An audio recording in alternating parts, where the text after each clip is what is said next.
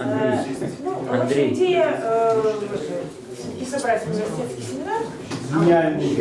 Гениальная идея. Да, свежая и новая. Ну, связано с тем, что мы фактически заканчиваем наше прекрасное полугодие с нашим прекрасным экспериментом в области школы магистров игры. Ну и нам надо было бы, наверное, друг другу рассказать, что у нас получилось, потому что все-таки школы были такие очень по осадку, хотя мы тут немножко пересекались, но не все и не все понимают, что у кого было. Вот, поделиться впечатлениями, ну и немного обсудить, как мы дальше будем двигаться. Я, в общем, немножко поразмышляв над тем, как нам это построить, я предлагаю просто по очереди, ну, по школам просто не знаю, руководителям начать рассказать свои рефлексии и впечатления, ну а остальным подключаться и обсуждать. Вот в каком-то таком режиме. А если хватит времени, потом еще, может быть, обсудим какие-то другие вопросы, которые возникнут по ходу, и вопросы тоже концепции. Да? Хорошо. Я могу начать с нашей школы. Картинка, хотя я не очень вижу наших студентов. Там шли по улице, два еще подойдут зараз. Да. Да. Ну, я в общем, собралась достаточно коротко рассказать. А вот он уже идет, да, хорошо. Ну и тут еще Владимир Владимирович может. У меня, скажем так, короткие впечатления. Ну, во-первых, я думаю, что почти у всех, и у нас тоже, от более-менее широкого набора, в общем, в конце концов, у нас группа, наверное, там человек 6-7 вот, осталось. Да? Все остальные отвалились. Там из 15 или скольких там. Что, мне кажется, хорошего, позитивного получилось вот за эти полгода.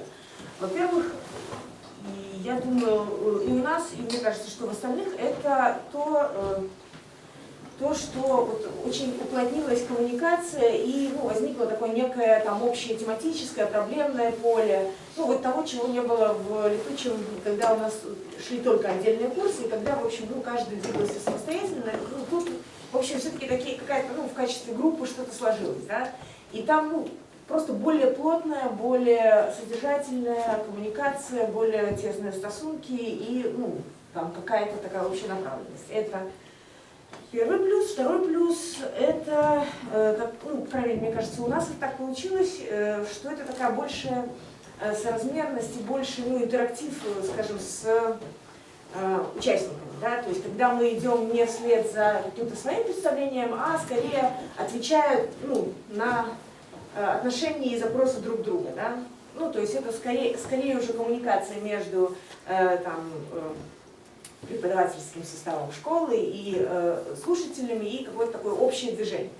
Да? Вот это, мне кажется, это вот то, что в плюс. Да? То, что в минус или чего не хватает, пока достаточно сложно нащупывать, и только иногда это возникает.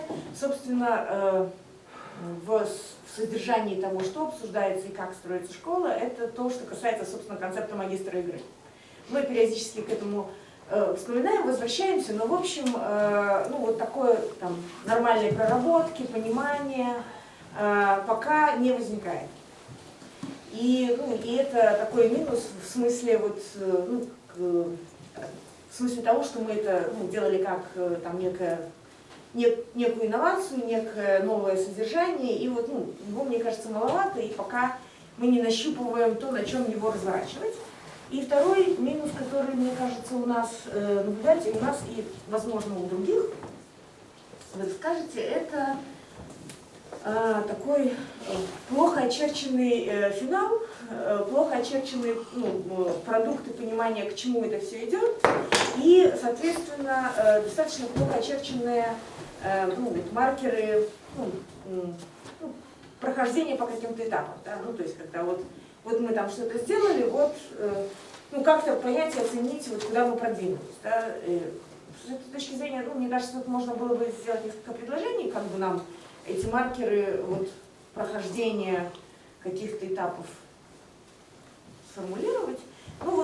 Пока, то есть это скорее такое более дружное движение и более плотная коммуникация содержательная, но слабо структурированное движение. И ну, я просто боюсь, что мы можем его потерять если еще надолго потерять, зачем и куда, собственно, мы идем. Вот, наверное, это то, что касается школы. Ну и уже о месте школы или школы в университете, мне кажется, что они заметно и хорошо отличаются от того, как у нас было раньше организовано. У меня есть такое ощущение, что сейчас вообще весь летучество все больше сбивается в такие школы. То есть есть в общем, не школа магистров ИГ, но школа там Библии, и там свой уже какой-то коллектив дружный, который тоже по какой-то своей программе движется. То, что есть у Вячеслава Ивановича курс плюс Клео, мне кажется, они иногда сливаются. И это тоже как какое-то свое сообщество, которое тоже самостоятельно движется в каком-то направлении. Ну, вот, наверное, у Игоря там меньше с школой истории, не школой истории идей, а наоборот, с курсом. Там такой, заходите сюда, проходите, тут еще есть места. Боже мой, как нас много. И вот у Владимира Владимировича, тоже там с курсом, который перешел в какое-то состояние каких-то философских интервью, то есть, и с одной стороны это хорошо, с другой стороны, мне кажется, что это такая сепарация, которая может через некоторое время, мы просто начинаем двигаться такими этими отдельными линиями и общего пространства не удерживаем. И вот я бы на перспективу думала не только о том, как мы школу продолжаем, и как они все больше выстраиваются в такую яркую часть летучего университета, но и про ту среду, в которой бы все это могло перемешиваться. То есть, там либо общие курсы, либо еще какие-то формы. Не знаю, понятно, я рассказала, наверное, кто-нибудь может дополнить из нашей школы какой-то рефлексии, чего-нибудь. Владимир Владимирович? Может, кто-нибудь Иван там, Евген? Какие у вас сейчас вообще мероприятия в вашей школе? У нас в школе было, достаточно было, надо, наверное, рассказать, чего у нас было. У нас было несколько разных форматов. У нас был такой семинар, кроме методологического семинара, который не столько в рамках школы, сколько сам по себе, но туда все участники школы, в общем, должны и ходили. Плюс к этому методологическому семинару мы добавили, собственно, для школьников такой семинар по схемотехнике, то есть обучению, собственно, нашей работе со схемами. Он раз в неделю проходил. Кроме этого, у нас были, это не курс лекции, а скорее тоже курс таких встреч и обсуждений, это введение в методологию и культурную политику. И они просто перемежались. И еще одна такая часть была специальная такая клубная работа. Мы просто выбрали такой набор книжек, канон методологов, в которые входили как научные книжки, так и художественные, в общем, то, что составляет нашу культурную среду, и читали, и просто встречались и обсуждали это. Собирая скорее такую трансцендентальное единство перцепции, создавая в понимании общих каких-то картин мира и так далее. Вот это было в основном, и плюс всем нашим школьникам было поручено ходить на разные курсы, и в общем они достаточно много посещали курсов, которые были общие университетские. Вот. То есть такой был набор из фактически 3-4 видов разных работ. Самый удачный был клуб, по-моему. Там, где книжки читали. Там не только художественные, там были и научные, и художественные. То есть это... Можете как-то обозначить, какие самые важные книги? Мы прочитали, Оксана, что вы прочитали? Оксана нас заведовала клубом. Перечень. Перечень, да. Стравицкого я всегда был идеалистом. Стругацких мы читали. Гессе читали, да. Хессинга еще не читали в следующий раз. Фуко. Фуко. Что такое просвещение? Мацкевича. Да. То есть такой достаточно разнообразный, в смысле пожарный набор. На эти чтения это было через пятницу. Раз в 2 недели. 2 раза в месяц, да. Ну,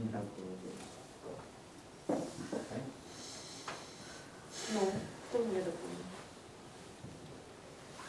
А что именно надо дополнить? Ну, не знаю, впечатление хотя бы. Да, впечатление, Иван, оценки. Леонид, кто там еще есть? Как выглядело с другой стороны баррикады. Да, как это видно с другой стороны. Не стоять там? Да, присаживайся. Да. Ну, кроме методологической школы, я посетил курс Бабкова и пытался на курс Боярина ходить, но когда там произошла накладка, то пришлось выбирать в пользу методологической школы. Так. Ну, я могу скорее в сравнении сказать, потому что мне трудно охарактеризовывать, ни на что не опираясь.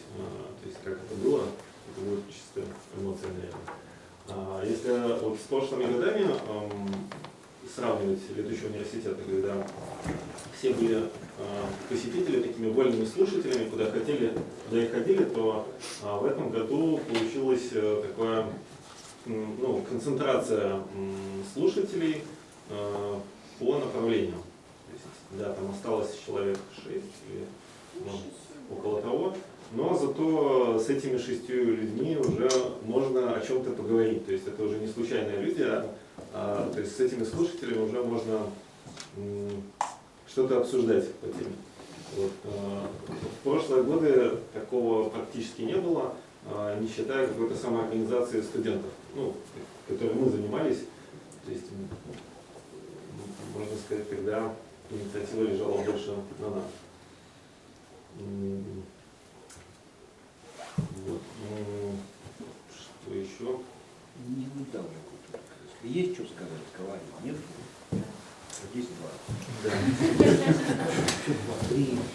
А вот, Иван, да, вот основная же идея вот этих вот школ была, то есть если там в прошлом году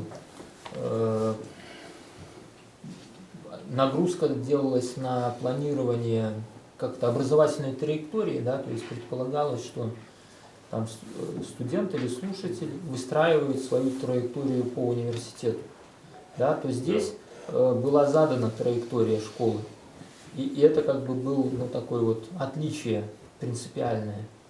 Вот на твой взгляд, да, это как-то какие-то плюсы, минусы привнесло вот, или нет? Вот изменение этого принципа.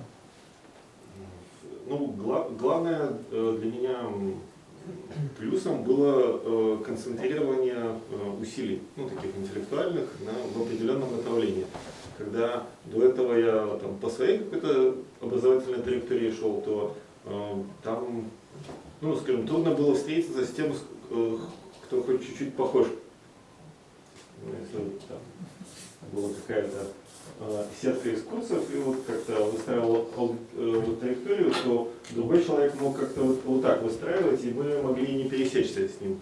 А сейчас из-за того, что мы в одном направлении, скажем так, идем с какой-то группой, то там действительно интенсифицируются контакты, насыщение общим перцепцией, да, проще. Но при этом остается и элемент какой-то личного траектории, когда я сам выбирал, на какой еще курс пойти. Наверное, если в первый год существования летучего, не самый первый, а 2011, когда она был, там у меня было, что я почти ходил на каждый вечер, у меня было чем, куда сходить. Со временем оно падало, то есть мне становилось менее интересно, то в этом году опять вернулось к тому, что я практически каждый вечер на неделе был чем-то занят. Да. И вот если говорить про концовку, то вроде у нас же есть какая-то такая конечная точка, которая вот у нас в школе идет стремление. То есть определиться со своей проблемой, темой будущего работы. Ну, я скорее вот про... То есть у нас сейчас получается как бы обидно в том, что надо определиться со своей темой, да? Но вот, ну, как бы такого, ну, я бы сказала, внешнего, да, представления, вот к чему мы пришли, ну, очень сложно там, ну, показать, продемонстрировать, вот там понять, что изменилось. Ну, хотя, да, это, если доформулируете тему, то да. Вот чего мне не хватило вот на старте года, это мы начали вместе, то есть запускающие игры, и ну, была какая-то идея, что мы пытаемся вот про эту игру, может быть, с разных сторон, с разными способами, но как-то подумать. А в течение года это практически отсутствовало. То есть вот линия, ну, если у нас на методологическом семинаре были несколько заходов там про игру, но вот никакой совместности уже не было. То есть, и в этом плане мне, конечно, очень интересно, чем занимались остальные школы в плане вот, как бы игры, попытки ее как-то понять, схватить, концептуализировать и так далее. Я доповню, відказуючи на питання Діми, ось, ну, контова, ось эти зміни від этого лота,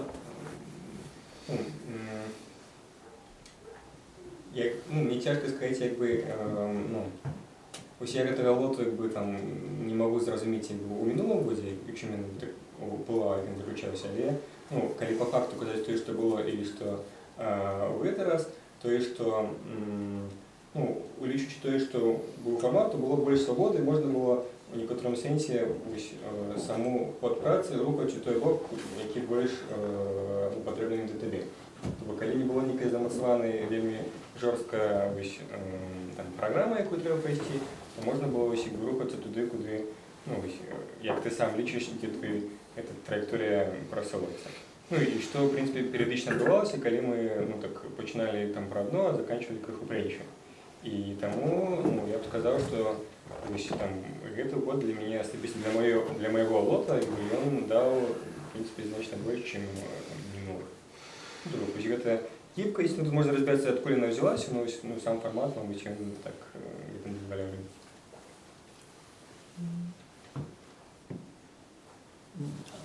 А який отказ, я таки не зрозумів? Да. Что Может быть. Может быть. А, Ну, отказ такий, що коли раніше треба було самому вибудовувати щось, воно не зрозуміло. А зараз він вибудовує не індивідуально, а він якби включається в вибудову траєкторії самої школи. Ну, то був... Что ты Калиновскому объясняешь? Он вопрос задал странный. Я Ответ привыкла получил. за полгода отвечать на все вопросы. Еще кто-то что-то скажет по этому поводу? Ладно, тогда я. Значит, я, как обычно, никого ничему за этот год не научил в этой школе. У нас последнее занятие по схемотехнике, мы добьем схему мыследеятельности. Сказать, а? Окончательно добьется. Ну, как сказать, вот Водолажская она не нравится, а я так по-прежнему работаю исключительно в этой схеме, поэтому вот. При всем при том, значит, я считаю, что школа перспективная, но в этом году, я бы сказал, ничего не получилось. Ну почему? Во-первых, потому что Иван, Евген, Николай старые проверенные кадры. И посмотреть на то, что происходит в школе из-за их присутствия, невозможно.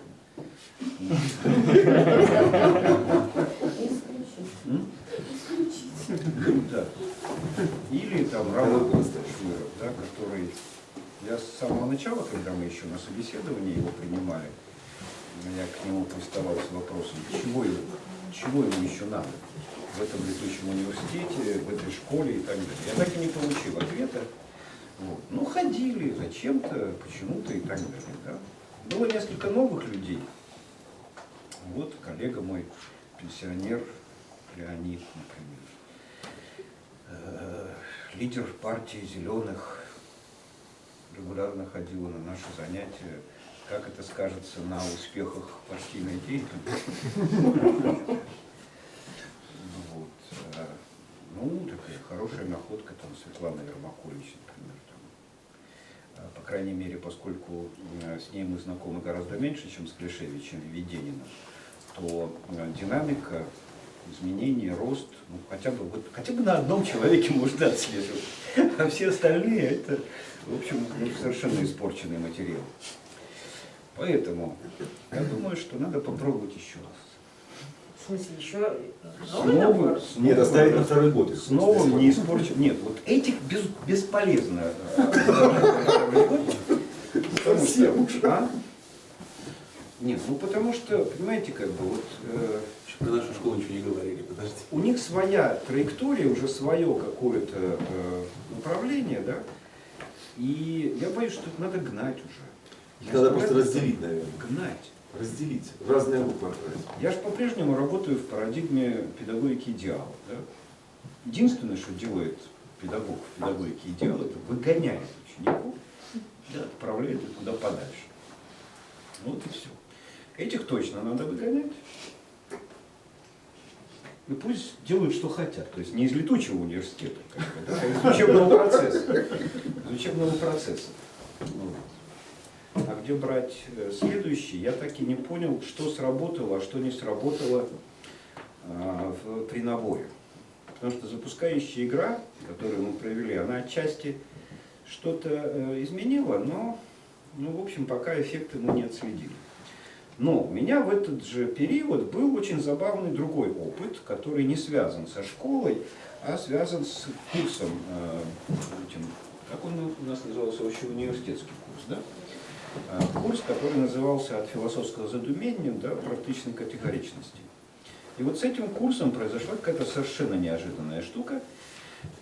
Если школа наша, по крайней мере, не буду говорить за другие, уполовинилась, то есть те, кто пришел в школу, и те, кто вот дожил до сегодняшнего дня, это половина всего, ну, может даже чуть меньше, то с этим курсом, который ну никак не планировался продолжать, то есть там было 10 лекций. Эти 10 лекций это было конспект вот того курса введения в философию, который я прочел несколько лет назад, состоявший там из 25, по-моему, лекций или что-то такое. Да, 20, например. Да, он в половину был урезан.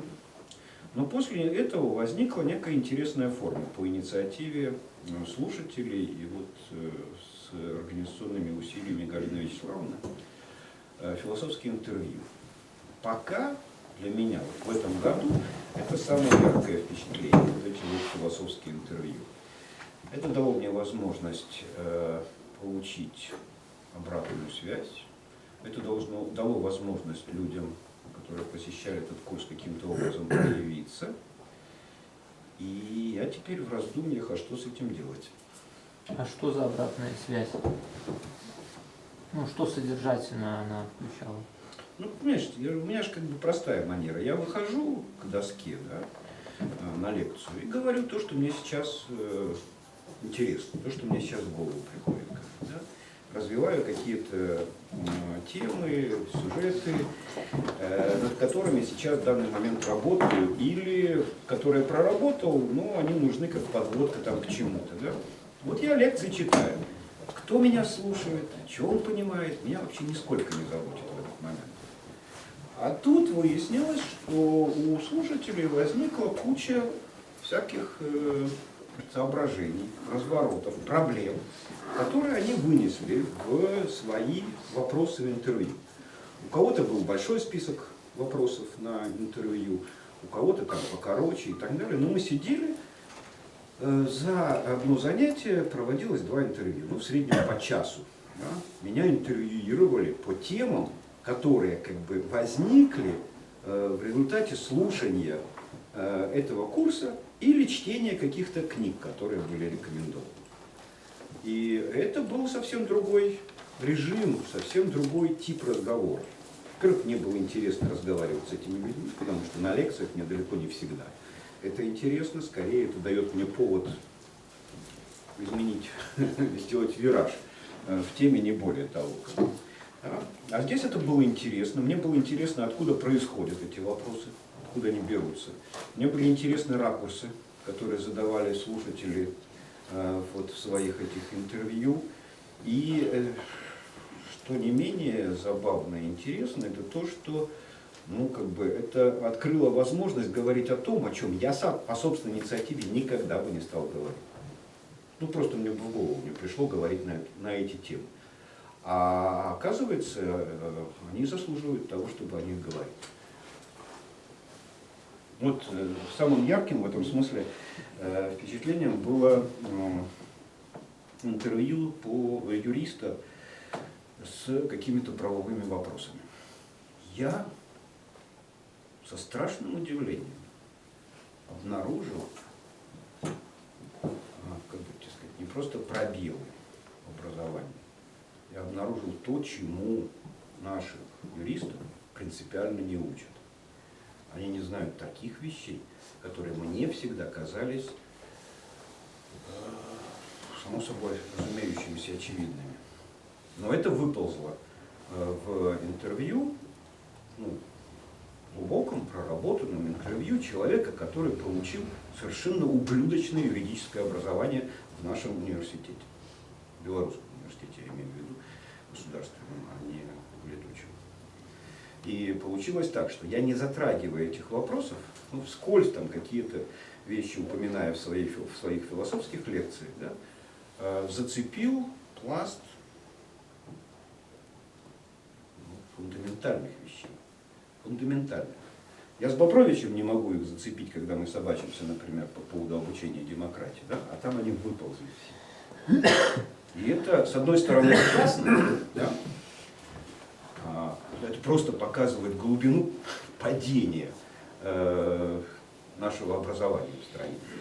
Наприклад, який-нибудь приклад приведи, тому що так пафосно, якби... Знаешь, когда человек спрашивает чего-то про суд, а он оттолкнулся не только от лекции, хотя я там привел в пример Вернона.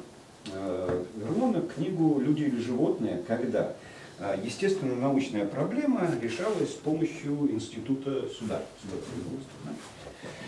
Это его заинтересовало, дальше он начал крутить, сказал, что никогда не подумал бы, что суд можно использовать в качестве инстанции решения естественно-научных проблем. А потом вспомнил про мой суд и вот эти вот все вещи, и задал какой-то вопрос. Я его с трудом понимаю, этот вопрос, и на всякий случай спрашиваю: так вы в своем вопросе исходите из того, что суд – это инструмент карательной системы? Он говорит: а как может быть иначе? Я говорю: вы когда-нибудь слышали про разделение властей? Конечно, слышал. Все про разделение властей им рассказали, но это не относится никак к системе правоохранительных органов. И тогда судебная власть, она существует где-то там, а вот вся система правоохранительных органов включает суд как маленький элементик, который фактически является последним звеном в установлении покарания. Когда мы это разобрали, а как может быть иначе? Я говорю: вы слышали когда-нибудь, что задача суда – это установление истины? Говорит: нет, это наука занимается установлением истины. Я говорю: конечно. Наука установлением истины занимается, потому что истина там конечная цель миссии этой самой. А у суда конечная цель – справедливость. Но истина является последним шагом к установлению справедливости. И вот какие-то такие простейшие штуки приходилось просто разбирать. Потом там еще целый ряд каких-то вещей, связанных с философией права. Как выяснилось, опять же, развлечение права и закона юристам не вводится в образование. И так далее. Все. Иначе... Нет. Это, наверное, по нашей школе пока все. Следующий. Там еще, У меня два вопроса, Владимир Владимирович. Да? Первый вопрос. Покажите мне, пожалуйста, Леонида, лидера партии «Зеленый». Не Леонид, а Ася Дорофеева. Как? Анастасия Дорофеева. Анастасия Дорофеева. Она здесь есть? Нет. Сейчас ее нет. Просто врага надо знать в лицо.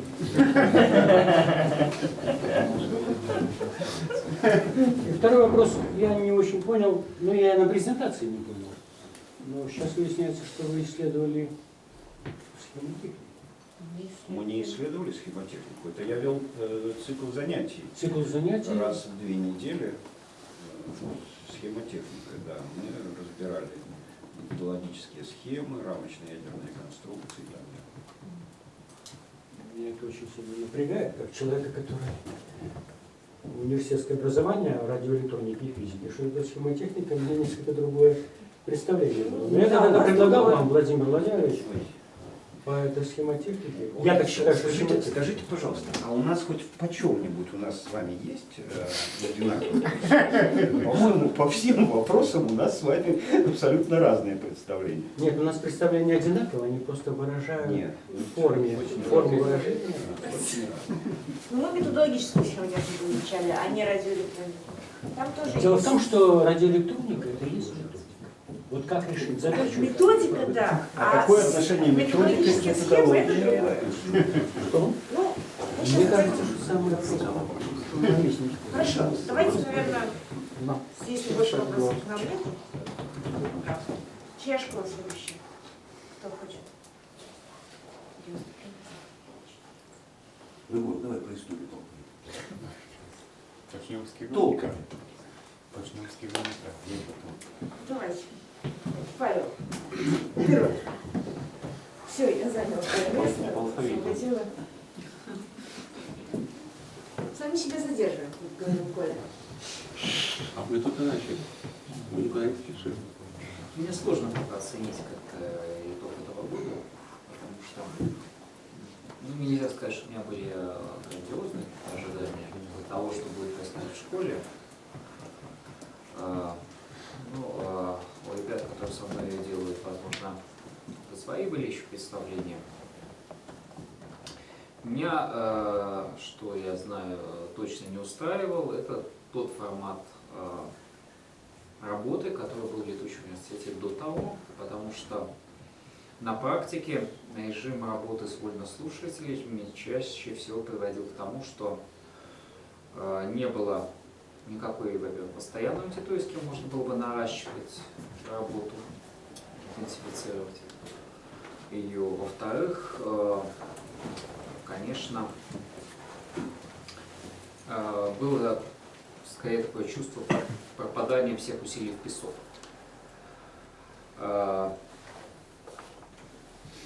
Ну и кроме того, собственно, таких инициатив, дающих от вкусов койки и шитья до каких-то интеллектуальных по городу проводится довольно много, и, в общем, непонятно было наше место во всем этом. Сейчас что изменилось?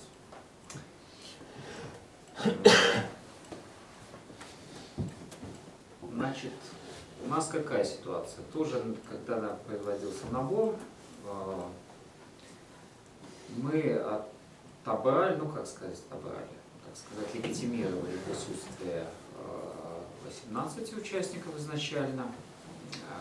Точно так же рационально предполагаю, что большая часть из них самоотсеется, и нам не надо делать сложные выборы сначала.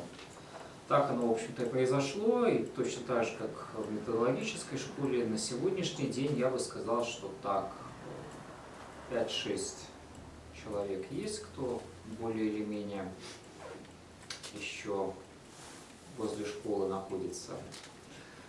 Ну, еще несколько человек сочувствующих, кто появляется периодически, но сложно сказать, насколько они себя все-таки в рамках этой школы чувствуют. По событиям, которые мы организовывали в рамках школы, это был обязательный курс, ну как обязательный, вменяемый школьникам курс по социальному воображению, социологическому воображению, по-разному его называли, который собрал, ну, такое как раз ядро где-то участников. Плюс читался мой курс, который тоже был вменяемый для, менялся участникам туда ходило, ну, тоже примерно человек 5, но может чуть другим составом. На те курсы, которые мы рекомендовали к участию, я, честно говоря, не отследил ситуацию, кто там был из нашей школы, кто не был.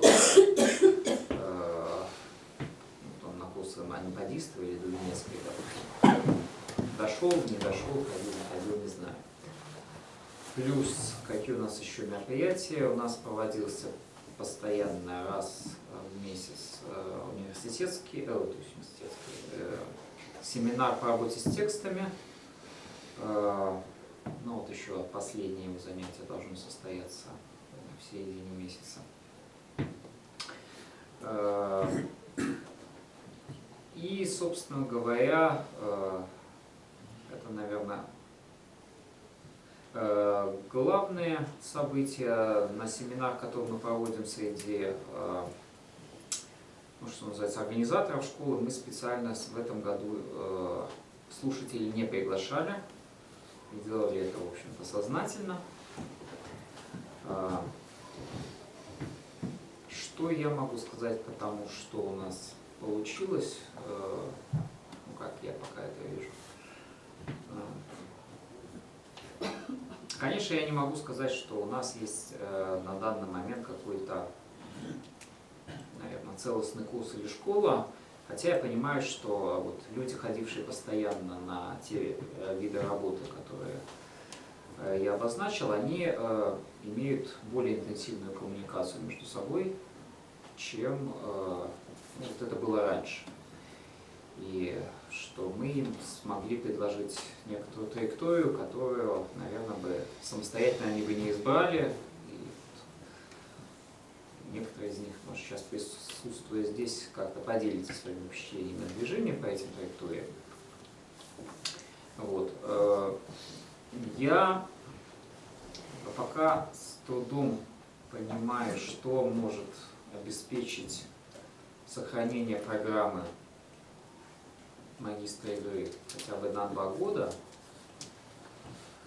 То есть я не знаю, соберутся ли участники, допустим, в следующем году. Ну, то есть какой-то процент, наверное, останется, но мне кажется, это у нас будет примерно как в ЕГУ с курсами. То есть чем старше курс, тем меньше студентов остается. К выпуску там одного человека выпуска, это уже хороший выпуск для ЕГУ считался. Вот. У нас, в общем-то, тоже, скорее всего, к этому делу будет стремиться, аппроксимировать к нулю. Но пока я не могу сказать, опять же, с другой стороны, что полностью какой-то провал, что вообще полная неудача. То есть определенные прогрессы есть, но мне сложно пока точно так же сделать какой-то замер и сказать, чего мы на самом деле добились, и добились ли мы чего-либо. Или просто у нас сменилась деятельность, сменился, что называется, калибровочный механизм, и мы поэтому пока еще не в состоянии понять, топчемся ли мы на месте или идем куда-то вперед. Но в любом случае мероприятия проводятся, люди в них принимают участие, как-то там, наверное, внутренне растут, как-то внутренне развиваются, не знаю. Что касается игрового момента, вот этого магистра игры, у нас тоже не было такой возможности, наверное, чтобы его как-то постоянно застоять и вот проводить как некую такую сознательную идеологию. То есть, опять же, скорее это такими какими-то точечными моментами, то есть какими-то такими интервенциями, но никак такая, что называется, идеология школы большой буквы, как гимн, герб и прочая атрибутика. Поэтому вот, насчет магистра я тоже в затруднении квалифицировать, насколько это сейчас удается в общеуниверситетском формате, в формате школы. Ну, то есть посмотрим, может быть, еще что будет на летнике, на летней школе, что может быть, не знаю, если мы будем все-таки делать какую-то игру, посмотрим, что там получится, то есть с этим игровым моментом. Но пока то, что я вижу, это скорее такое движение какое-то есть, но оценить его сложно. Я бы так сформулировал. Возможно, вот что-то Игорь скажет, тоже участвовавший во всей этой кухне со своей стороны, и слушатели, которые нашей школы тут присутствуют и ходили на разные мероприятия, не только школьные, но и общие университетские курсы, может тоже поделиться немножко своими наблюдениями, что называется, со своей стороны, может как-то это прояснит лучше ситуацию. У меня пока все. У меня, честно говоря, как и Владимир, скорее вот больше впечатления осталось от того курса, который я читал как общеуниверситетский, потому что тоже какой-то вот неожиданный прорыв произошел, потому что курс подобного содержания я читаю уже не первый год в летучем. Так или иначе связанных с герменевтикой, герменевтическими практиками. Просто в этом году он еще получил такую большую развертку, как целая франшиза курсов. Три части в нем запланированы, не только с моим участием. И тут вот как-то работа пошла, и довольно интенсивно ведется даже после прекращения курса. Возможно, это тоже примет какие-то еще материализованные формы. Но об этом еще будем думать как-то, но вот то, что были активные участники, они продолжают с интересом еще к этому относиться, то для меня это где-то такая приятная неожиданность. Но не знаю даже, с чем, говоря, это связано, то ли удача этого года, то ли тоже как-то повлияли общие изменения в летучем. Игорь, Ольга, вы будете что-то? Я, может быть, такой более оптимистичный, чем Павел. Выскажу, это может быть момент небольшой. Но у Павла, кстати говоря, курс задался по техникам символической интерпретации, насколько я понимаю, да, но по косвенным свидетельствам. Вот. И может быть, кстати, повлиял как раз контекст, потому что я так понимаю, что вы же туда ходили, да? Да. Павел. Ну, в смысле, в этом курсе вы были, да? Да, вы тоже, да, конечно, да, Павел, Эдуард тоже. Вообще, мне нравится его скромность, но темы, которые он задавал по своему основному студенческому курсу, идеально подходит для темы игры. Когда мы дошли там до Барта, до Derrida, там просто идеальное попадание, поэтому неудивительно, что народ стал тягиваться. И вот, пожалуйста, Барт и Derrida, понимаете? Вот, но что это значит? Я к тому, что вот от Барта и Derrida мы перейдем, наверное, все-таки к Аристотелю с Платоном, я так понимаю, в следующем году. Потому что, у меня такое было тоже ощущение, что какие-то тренды слушатели схватили, как бы, там, какие-то близкие к современности. Но что касается базы, ее нет, насколько я понимаю. А мы Платона через Во-первых, Derrida. Поэтому тут мы идем, как бы сказать, задом наперед, да, немножко. То есть мы вот от сложного пойдем к простому, потом опять вернемся к сложному, да. То есть тут будет какой-то маневр, у меня такое впечатление. Вот. А так вообще мы, у меня вообще от всего этого процесса было впечатление замаха такого. То есть это вот когда спортсмену надо, прежде чем сделать рывок, там, не знаю, там, сконцентрироваться или сгруппироваться, но вот произошло нечто вроде вот этой концентрации или группировки. Вот. Но пока что все вот это на стадии замаха находится. Вот. А мы, в общем, втайне от слушателей тоже пытаемся консолидироваться на почве научных интересов, или философских, если. И у нас, в общем-то, тоже пока что дальше замаха дела не пошло, но во всяком случае процесс идет. Вот. И потом, естественно, так или иначе у нас, если вот у нас это пространство сформируется, наше некое исследовательское, но оно, в общем-то, есть уже, вот, То есть мы, в общем, будем думать, наверное, каким образом, может быть, и слушателей как-то туда можно интегрировать. Ну не знаю, вот пока вот не очень понятно, как это все будет. Вот. На что вы замахиваетесь в своем там консолидированном сообществе? Насчет слова интегрировать не понравилось. Ну, мы выбрали тему, на самом Ближнего деле, Востока не помню, некую исследовательскую, да. Да. Пытаемся с этой темой работать потихоньку, А. да, ну, по мере сил. Я думаю, что это в итоге к чему-то должно все-таки привести. А потом, естественно, в каком-то качестве надо все-таки интегрировать туда тех, кто школу посещает, да, кто участвует в этой школе. Ну, понятно, что надо над этим думать. Сейчас пока я ничего. Или это у вас тайные замашки, поэтому...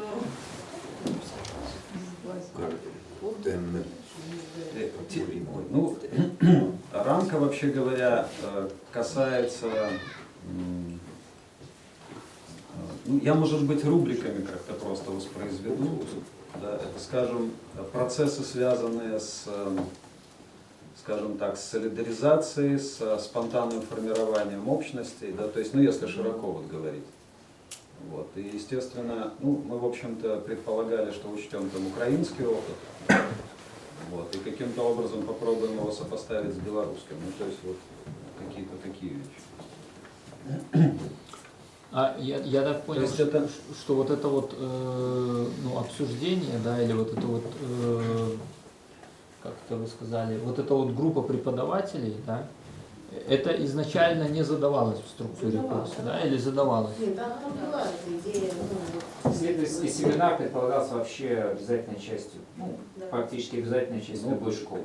Да, да. То есть он, вообще-то говоря, должен выполнять ядерную некую функцию, а все остальное обстраивается как бы. А, Но на самом деле ядерную функцию пока наше сообщество выполняет, как бы семинар. Это то, что мы там продуцировать пытаемся. Вот. Вообще, по идее, да. Ну, проблема, наверное, я не знаю. Ну, проблема тоже, опять же, в живом общении, наверное. Мне, кстати говоря, понравилась идея интервью Владимира Владимировича. Ну, я в том смысле, что надо какие-то формы подобные искать. Может быть, ну, такие это из даже. серии нарочно не придумаешь, да? Это родилось как инициатива и покатило. Вот. Я в том плане, что, ну, конечно, там и чтение лекций там, и так далее. Ну, надо вот еще у Павла тоже проконсультироваться, как ему удалось там активизировать эту группу тех, кто занимается герменевтическими всеми этими вещами. Он ничего, кстати, не инициировал. Мы сами приняли в этом участие. Да. Ну вот расскажи. Нет, ты марионетка. Во-первых, идея была возникновение определенного дискурса. И дискурс, я считаю, удался. Мне кажется, Павел все-таки зря здесь все это нагоняет этого тумана, поскольку, во-первых, разнопрофильная попалась у нас, публика собралась, и надо было войти в тему. Это произошло не сразу, это 3-4 занятия должны были как-то вот это все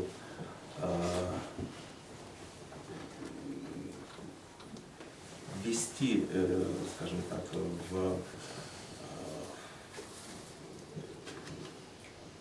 для себя какие-то понятия, ориентиры. И в целом, когда мы вышли уже на структурализм и постструктурализм, и все вопросы, связанные с банком и нарядой, то техники эти довольно-таки сложные вообще сами по себе.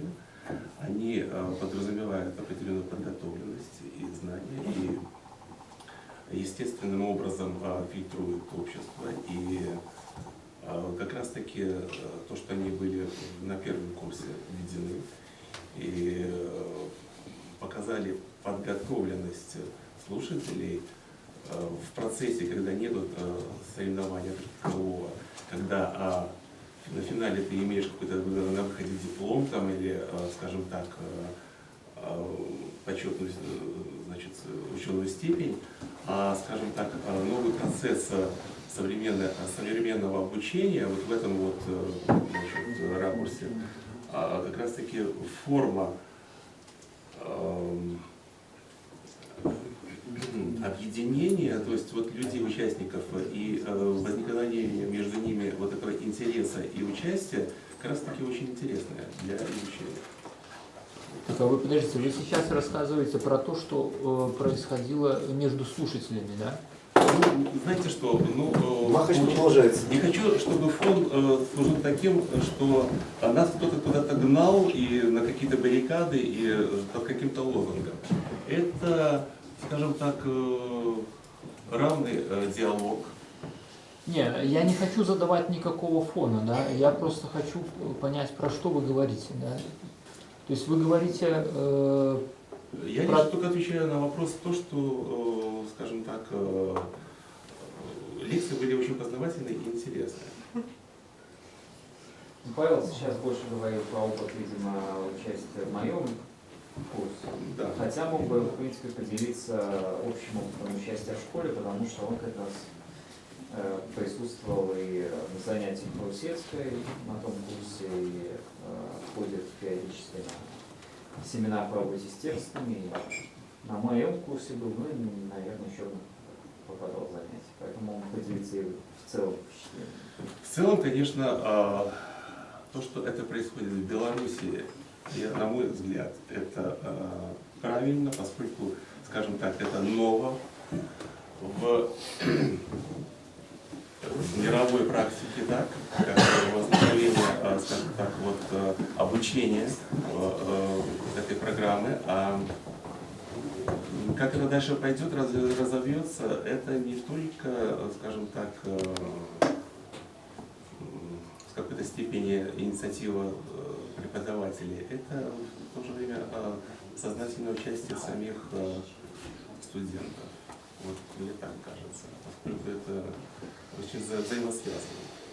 Ну, а вот на ваш взгляд, да, вот вы говорите про эту инициативу, да, и в то же время указываете отсутствие там каких-то дипломов, да, какой-то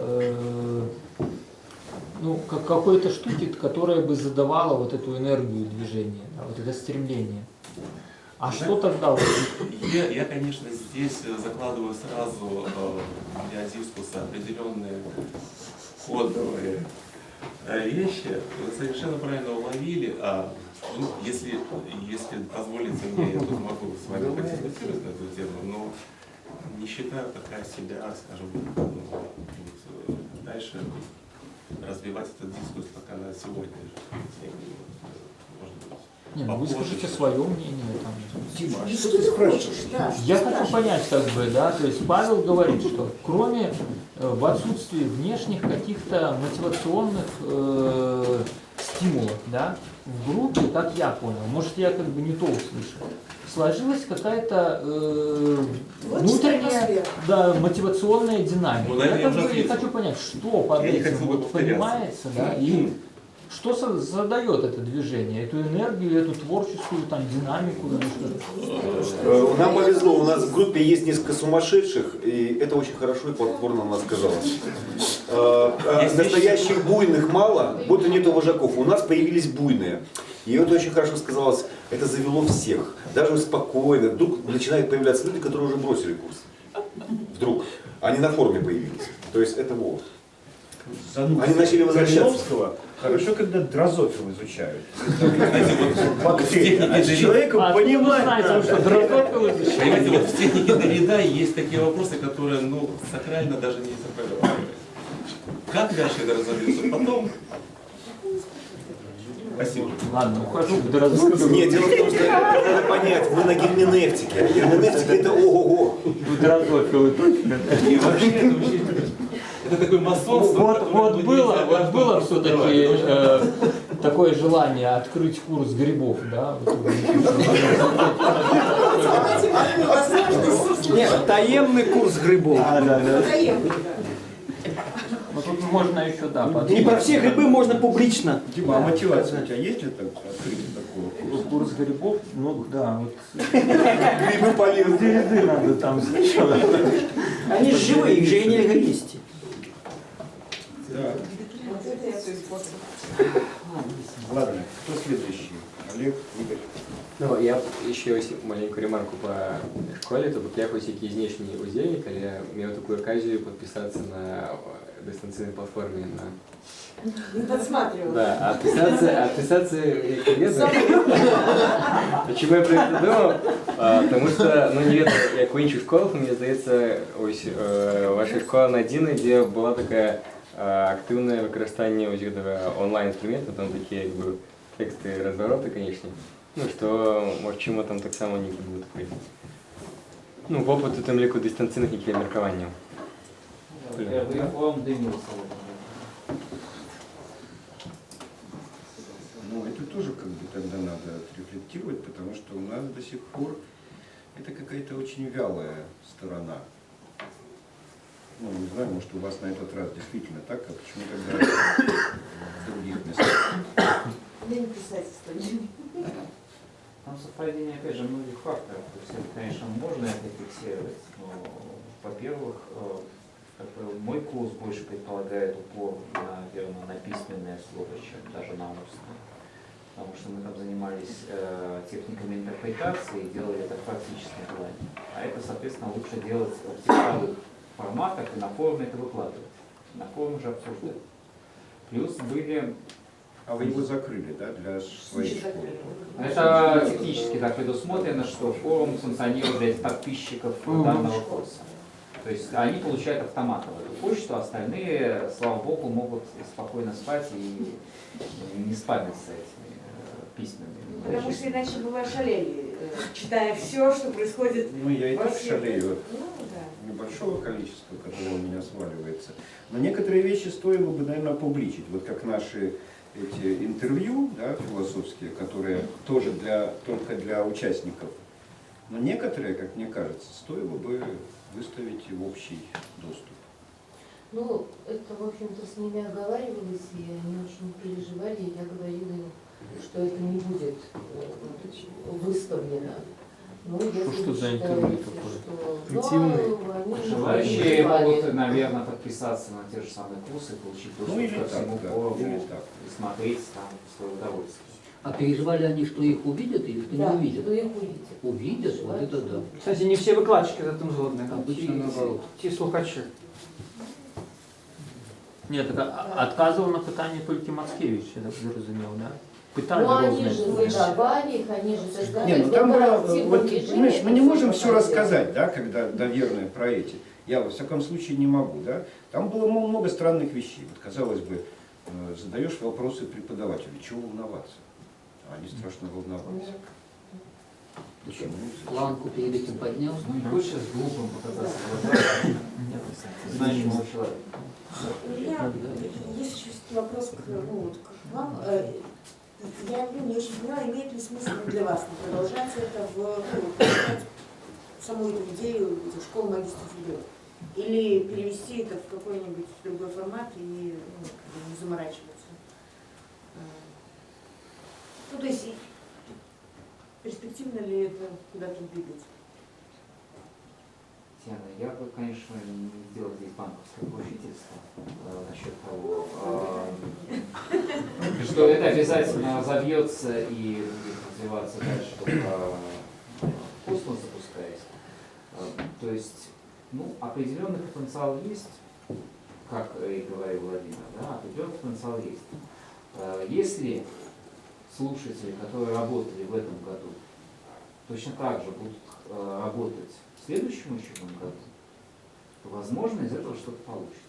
Если они бросят это дело и как бы, нам не удастся их дальше мотивировать на участие, ну, точнее, ну, как бы они сами себя больше не А можно задать вопрос, Павел? А что вы хотите от нас, от подопытных, вот цель? А то вы что-то куда-то хотите, чего-то нас куда-то завести, да? Прививки делаете там таким методом, с таким методом, там Барта подсунули, там МУФ подсунули, такого преподавателя, всякого. А я объясните, а чего вы от нас хотите? Какой анализ мы должны вам дать? Дело в том, что куда вы идете? Вы сначала определитесь, куда вы нас ведете, а мы уже Я не очень до сих пор не понимаю. Вот. Эдуард, до этого года ровно, я бы сказал, ничего не Это понятно. Это все преподаватели говорят, да идите. Это хорошо. Но в любом случае, как-то все так не говорят. А что же тогда обсуждается? Какова цель тогда самой школы игры? Ну, а вот дальше, я говорю, до этого года я бы сказал так, да? А в этом году мы придумали вот этих вот магистров игры. Ну, как придумали, но не додумали. Это заметно. А? Это заметно. Над нами же экспериментируете. Ну, а вы же чего? Нас не жалко, я понимаю. Вы же не грибы какие-то, которые есть нельзя. Не дрозофилы, да. Вот Игорь, наверное, знает ответ. Но, во всяком случае, мы точно не додумали и будем додумывать. Да, ну, у меня не столько ответ, сколько ремарка по поводу того, откуда берутся такие вопросы вообще. Потому что я сильно удивляюсь, когда в конце года человек спрашивает, зачем было это все. Если вообще как-то комментировать по школе, я ее мало видела, потому что я выбегала периодически практически только на курс Галины Русецкой в начале и на семинар по разбору текстов. Но и вижу я при этом саму школу не так, как сейчас описывал Игорь, который говорил, что исследовательский семинар является неким ядром, вокруг которого... Он должен быть ядром. В идеальной модели школы исследовательский семинар как центральный, потому что я, наверное, неправильно поняла вообще весь замысел, потому что для меня таким ядром, от которого ответвляется все остальное, является как раз семинар по разбору текста. То есть в моем понимании это все-таки школа для людей, которые пишут. И которые хотят как-то это письмо отрефлектировать, улучшить и продвинуться качественно в своем письме. И тогда вопрос, зачем школа и куда вы нас ведете, не может возникать, потому что человек приходит в эту школу совершенно четко мотивированно, понимая зачем. Он хочет каким-то образом развить и улучшить свое письмо, свои способности к социальной аналитике. И тогда получается, что все курсы, которые читаются, общеуниверситетские, еще какие-то, они служат материалом для того, чтобы в какой-то момент просто использовать того же Рорти для собственной мыслительной работы аналитической. И исследовательский семинар в этом смысле для меня скорее такая, возможно, надстройка, когда у человека есть какие-то глобальные проблемы, он не может сам разобраться, ему нужно действительно выйти на какой-то еще более рефлексивный уровень, пообщаться с коллегами, чтобы вообще разрулить не то, как устроен текст на эту тему, а то, как эту проблему можно разбить на составные части, чтобы вообще подойти к ее решению. Но мне кажется, что как раз школа, она с одной стороны идет, причем заметный такой какой-то ход, но при этом это такие очень маленькие обороты. И мне кажется, что не хватает топлива ровно потому, что среди тех людей, которые сейчас включены в школу в качестве слушателей, это люди, которые если пишут, то мало. То есть в этом смысле у них просто очень мало такой работы, и поэтому курсы служат в меньшей степени топливом для их движения вперед. Может быть, если говорить о том, как эта школа могла бы на следующий год быть сильнее и мощнее, может быть, стоило еще заняться каким-то дополнительным набором и включением людей, которые больше пишут и которые могут действительно включиться. Я понимаю, что, например, добрать еще людей, которые пишут, можно только, отчасти продемонстрировав, каких успехов достигли уже те, кто туда походил. И тогда у меня вопрос про тексты, я не знаю, которые вы улучшали, если бы на них можно было показать пальцем, хотя бы, то, может быть, это бы служило... Мы не то, что вы их улучшали. Я тут не знаю, что вы там делали, поэтому... Виола могла поделиться своим впечатлением, что мы там делали. Но по большому счету мы разбирали тексты как слушателей, так и преподавателей курса. Все тексты, что выставлялись обычно уже в публичном пространстве, либо же, может, не выставлялись, а подавались в качестве текстов во время приема. И разбирали их с точки зрения того, насколько они, скажем так, аналитичны, то есть насколько они могут поднимать какие-то значимые проблемы или содержать в себе какие-то значимые идеи с одной стороны, а с другой стороны, насколько они, скажем так, хорошо написаны как текст. Имеется в виду не только чисто стилистические вещи, но и, в общем-то, композиционные и прочие моменты. Этим мы там занимались. И, если, конечно, подходить к изначальной задаче нашей школы, то да, действительно, она была ориентирована на людей письма, на людей, которым будет интересно работать со своими чужими текстами. Но у нас есть часть таких людей. Часть людей, видимо, какими-то имущими темами столкнулся. Ну вот здесь вот присутствует там сколько-то иерей, 20 человек, кто более-менее постоянно ходил к нам на школу. Латвия, это и парк, да? Да. Вот. Ну, остальные так, иногда Да, там или просится. Ну, я вижу просто, что коллеги забуксовали и почали по третьему колу одни и те же думки промовлять, да. Может быть, мы все пройдем, а потом проблематизуем. Потому что, ну вот я, коли так сказал про нашу школу, то моей задачей з самого початку було зробити все, щоб вона не відбулася. Тобто я якби спробував проводити набор, щоб ніхто не довідався про те, що там є нейка школа історії ідеї. Все ж таки хтось довідався і записався. Вельми сподівався, що ніхто не прийде на першу зустрічу. Все ж таки, якби народ прийшов, да, ну і на другую, Сподівався, що на другую, що не прийдуть. Да. Видиш, як пригожа отримовується. У нас як то, що чого він не робив, зараз він подає як задумку. До нашего власного здивления, все, кто пришел на первую встречу, застались с нами до опошнего. Да? То есть вот и, ну, хтось там пропускає, там хтось не приходить, но вот у меня такое вражение, что вот как бы щось відбулося такое загадковое для мене самого. Ну і я поспробую зараз відрефлексувати, якби спробувати зрозуміти, що відбулося. Вот такую, скажем, хронику невеличкую. Ну, от самого початку было ясно, что мы не конкуренты магистерским программам университета, мы мусим робить, ну, вот, что-то не так и зовсім не тое. Ну, вот, всякие науковые, вот, як наши коллеги там науковые темы для себя придумать, это полная лухта, потому что, ну, якби у нас и так мало часу, а школа это вольный час. По-старогрецку, да, якби, і от любий формат школи і любі можливості школи обмежовані от тим самим вольним часом слухачів і викладчиків, які, ну, от, якби, не гумові, да, тобто його неможливо розтягнути, а коли ти будеш розтягувати і примусиш самого себе слухачів бігати, якби, як собака, от, запихавшися, якби, от, робити тое, ну, губляється осолода, а от єдине, що ми можемо поставить и что есть сенс представлять, ну, вот этим дисциплінарним практикам навчання і продажу дипломів, які перетворилися давно в всіх університетів, це осолода. Вот. І я зараз пригадую, що коли ми зібралися вот невеличким семінаром, там, скажем, ну, одразу було ясно, що більше за один раз на тиждень это уже не осолода, а вот такая беготня. А мы почали с такой деборовской, вот как у Дебора есть психогеография, такий ситуационизм, выстроивание ситуации. Так и мы почали с такой якби, как это сказать, топографии, типа психотопологии, да, то есть учились расслабляться, то есть кожен шукав, ну, вот, якби, ті тілесні форми, в яких відбувається мислення, тому що от справді, глядите, ведь у людей, які думають, якби, це зв'язано завсюди, ну, вот, з певними гестами, там, вот, з певними позиціями тіла. Мацкевич не просто так вот починает думать.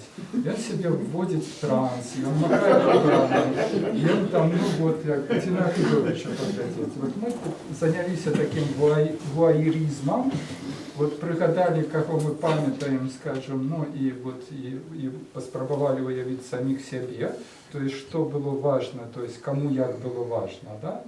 Вот. Ну и, скажем, ясно, у нас было две линии, то есть моя линия – это читание, там, ударяння головою в великі тексти заходньої традиції, в яких це мислення відбувається. Ми почали з Платона, інсценірували некоторі його діалоги, якби, потім пішли про Августіна до Томаша Аквінського. Потім вернулися до аристотелевської метафізики, ударилися головою больно об эту метафізику, пішли до Декарта, ну і тут наш час скончився. Ну, це було, мені здається, пригожа. А паралельно раз на тиждень, ну от якби со мною, Максим Жбанков, ну так само працював з ідеями, але тільки вже не витягував їх з традиції, а спробував якби показати, як можна витягувати ідеї і схеми мислення з вот этих треш-практиків сучасної культури, ну от то, що для нас, ну, пролинає як щось абсолютно неістотне, неважне. Ось, ну от якби і у нас було такі дві лінії. Так? При этом мы никого не примушали, то есть кто не читал, то не читал, якби, просто казав, что вот ударився головой и не пошло, да? То есть и спробував тематизувати і зрозуміти, чому там не пошло, вот, чому там Томаш Аквінський это цікаво, да? А вот для когось і Августин якби ні. В кишені у нас, конечно, было куча обіцяних і запланованих лекцій там і ну, по історії ідеїв, там різні традиції, там і Боярин, і Донецька, вот это. Но що так само було зрозуміло, що не має сенс, ну, вот робити такі лекції, ну, то есть має сенс робити з цих лекцій продукти, які можна розмістити в публічному місці. Да? То есть як це заставалося, як це можна було побачити, сутикнутися. Ну, не варто все это замыкать там, ну, вот в маленечкий покойчик, а ну, это фальста, это вот такая, скажем, бессенсовная просто для самих удельников. То есть это у нас засталося у Загашников, то есть на перспективу. Ну, что еще? Коли мы читали Платона и там якби розважали, як яны при гэтым пілі разбавленае віно, у нас якби была спакуса, конечно, дадаць якби яшчэ пэўныя элементы, но мы яе пазбеглі. Там у вас канапка была, можно было раскласть. Да, то есть мы просто ну вот кудысьці в таким накірунку мы ішлі. Вот, то есть мои я бы так подсумовал, что мои спробы проводить проект не удались. Дискурс удался у нас, коли можно сказать. Ну и ясно, что вот, коли некие уроки, там, ці высновы з этого всего, что насамрэч продукт ничто, а асалода, процесс мышления и индивидуальная работа, ну, с мозгами якби, тих, хто збирається, вот это все. Да? То есть увага и ну, вот такая handmade, штучная работа один з одним. Да? То есть як тільки ми починаємо об'єктивізувати, як кажуть феміністки, один одного, да? Вот, все проваливается, тому что ну, якби, мы становимся сапраўды такими объектами. У нас питання, що з нами хочуть робити гэтыя гады, не повставало, тому что не было, ну, не было по делу, то есть все были гадами, да, то есть как бы, и все мы имели право робить один за одним все, что, ну, вот как бы только можно было создать. Хорошо, у них там в раю оказывается. Ну мы можем, наверное, послушать еще да. слушателей ваших, вот у нас есть чтобы они сказали. Да. Я... Сразу голова.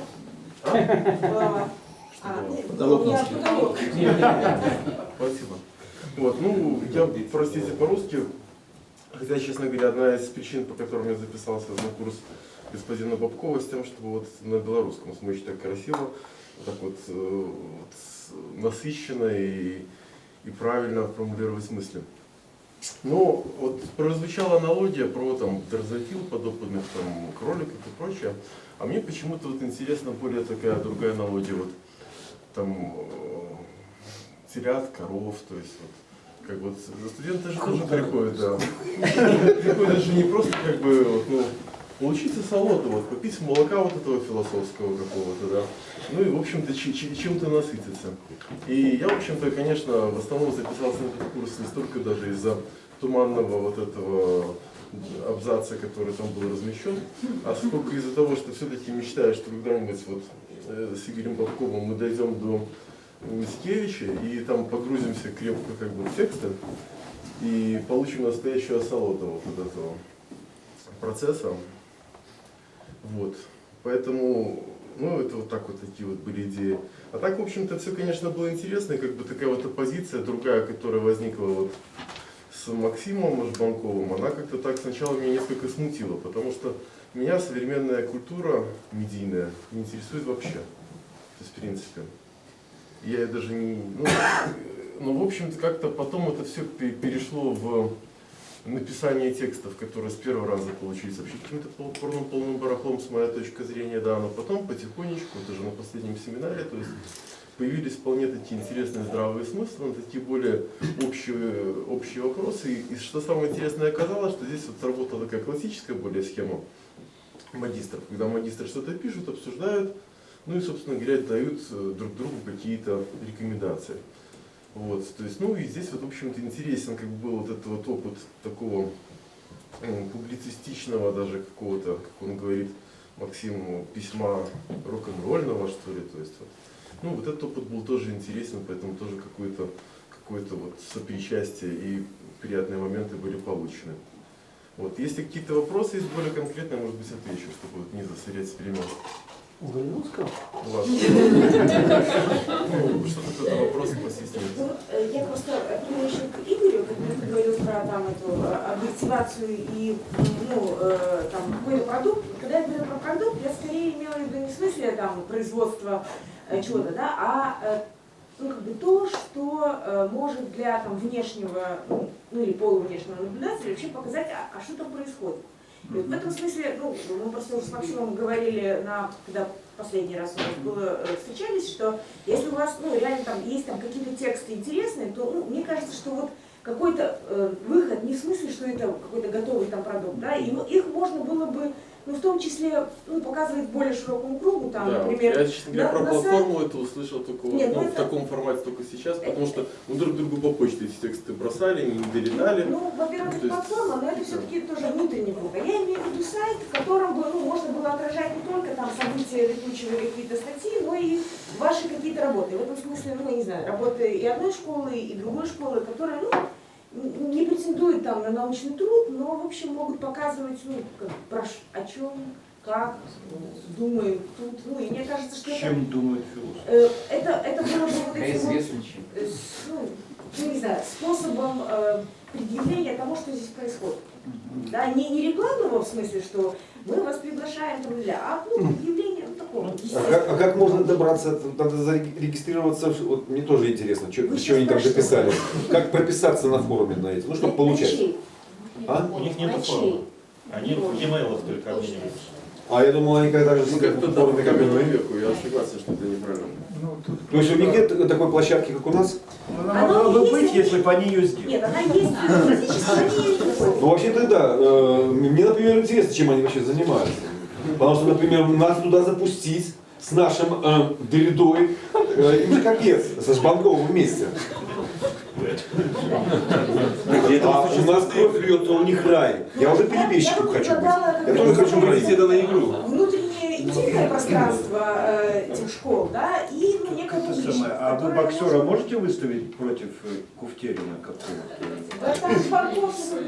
Но нет, у нас наша группа, у нас другой есть. У нас коллективный подход. На самом деле, Татьяна, то есть это важное питание, конечно, про продукты, але тут головная комфортность для самих людей. Да? То есть каб яны, ну вот как это не было такое вот выкидыш так. Это мы почули, зразумели. Не, я это разумею, я тут висну не про то, что там треба обов'язково там некий продукт, але коли щось виходить і ну і є щось, так? Мы сейчас читали один одному некие тексты, эти фрагменты, эти вот как бы вот эти речи, які, ну, скажем, складалися в некую мозаику. Может быть, это у нас еще есть. Да, кто есть? Сергей Борисович? Да, из этой школы.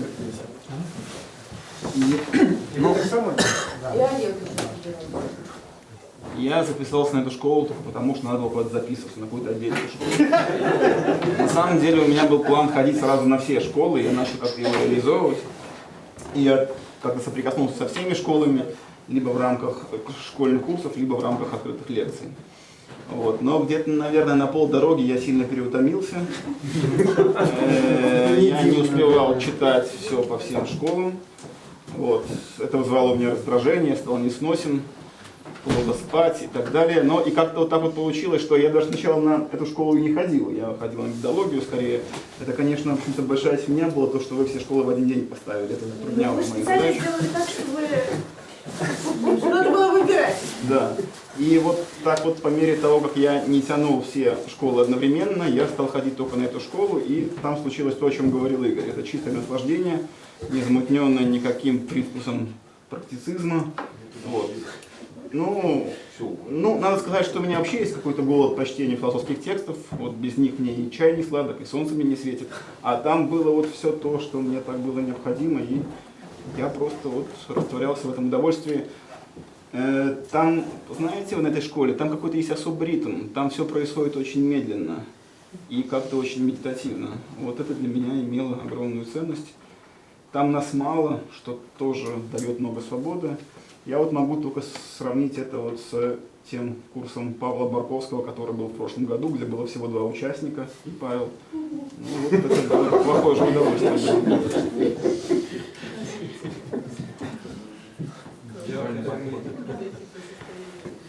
Олег, вы скажете что-то? Я вообще присоединился к летучему университету только 4 месяца назад, поэтому все, что здесь происходило, для меня был новый опыт. Вот. То, что касается школы, это было, для меня это было точно 2 разных направления. Первое, вот такое дидактическое скорее, такое формирование базы данных, за что курировал, в общем-то, Игорь Бабков, и действительно это было как такая своеобразная осолода. Мы невинно начали с апологии Сократа, там других диалогов Платона, перескочили на аутентичного Августина Блаженного и закончили так оптимистично Декартом и днем рождения. То есть так было, в общем-то, в духе этой школы. А то, что касается Максима Жбанкова, то это было такой формат возможностей, то есть такой и от слова «можно». То есть можно было посещать лекции, можно было не посещать, можно было участвовать в диалогах, можно было писать тексты, а можно было не писать. И мне кажется, это очень такой важный элемент, который позволил участникам создать такую атмосферу творчества. И результатом, в общем-то, явилось написание, каждый, в общем-то, написал такой свой своеобразный текст, который была возможность еще и разобрать. И подводя какие-то итоги, для меня это, в общем-то, был процесс, который позволил создать некое собственное представление о традиции европейского мышления и получить некие первоначальные навыки написания текста. Дальше стоит вопрос у меня, что с этим делать и как эти навыки реализовывать. Вот пока вот я с этим заканчиваю.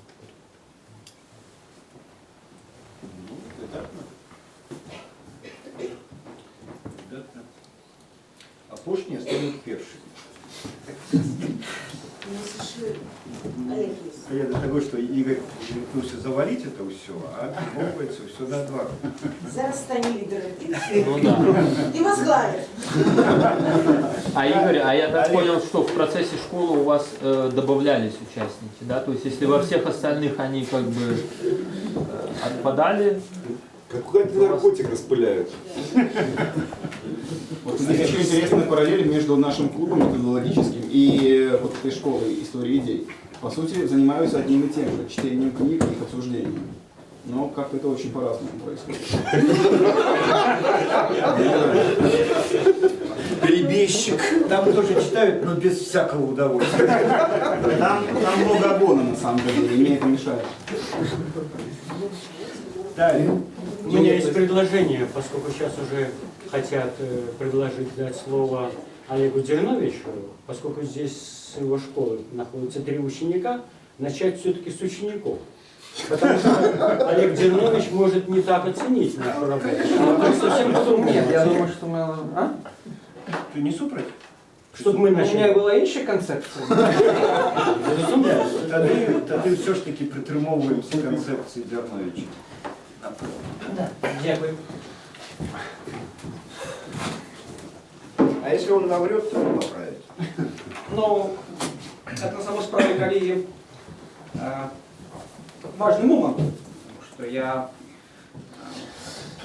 песню по досвіду наших 5 месяцев, да, працы Татьяна? Да. Да. Даю некую такую оценку, бо ми хіба що з пані Галини кулуарно технічні аспекти обмірковували. Публично я ніколи не вносив своє міркування. Угу.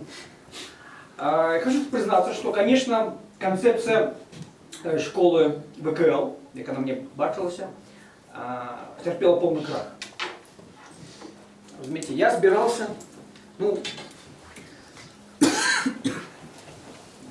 розмовляти, виступати, і такі страшенно цікаві речі. Як, скажімо, на протягу 9-16 століття зміняється написання о омега. Да? Альбо накольки зміняється з 12 до 17, ну мы дошли до 17 століття з кирилічної полиграфии. Скажем, мачта, литеры и ять, да? Вот так вот. И что в белорусской традиции, старой белорусской например, Е, а в украинской, скажем, И. Вот. Ну, это страшно цікаві речі. Поверьте, да. Но они не выкатили жарство. И на что вы их променяли? Вот ситуация дара и как бы зворотная подяки, да, и она не возникла. Той дар, ну, як ми розмовляли, да, неколи на тему університету. И мне пришлось, как бы, я не говорю, что у меня был бессонный ночь. Я не буду это уже утрировать. А, конечно, мне пришлось как бы ломать себе, да, заменять абсолютно бачення наших зустріч.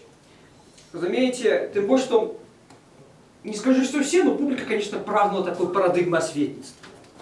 А вот давайте нам историчных анекдотов. Ну, анекдот, не, вы разумеете, да, таким как бы античным, да, в сенсе, не просто так забавка. Да? Вот, и до часова вельми часто меня потребовали стать на некую баррикаду, да? То есть вот, дать оценку свою.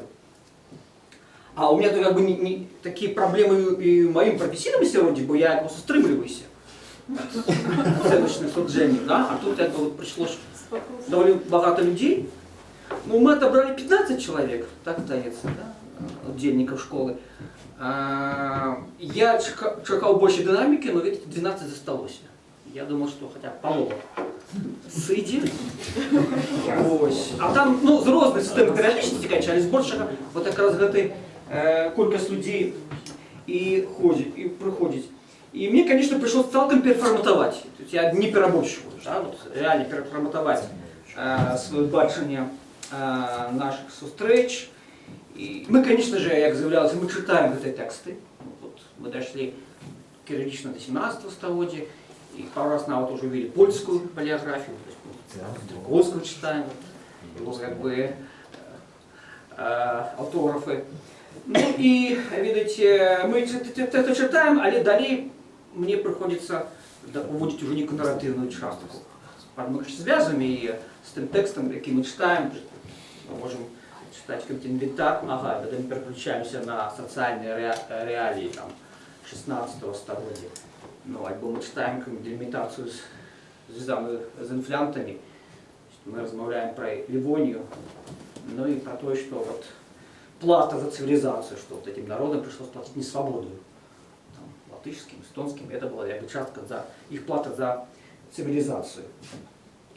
Так что как бы внутреннюю эволюцию мне так само пришлось пройти.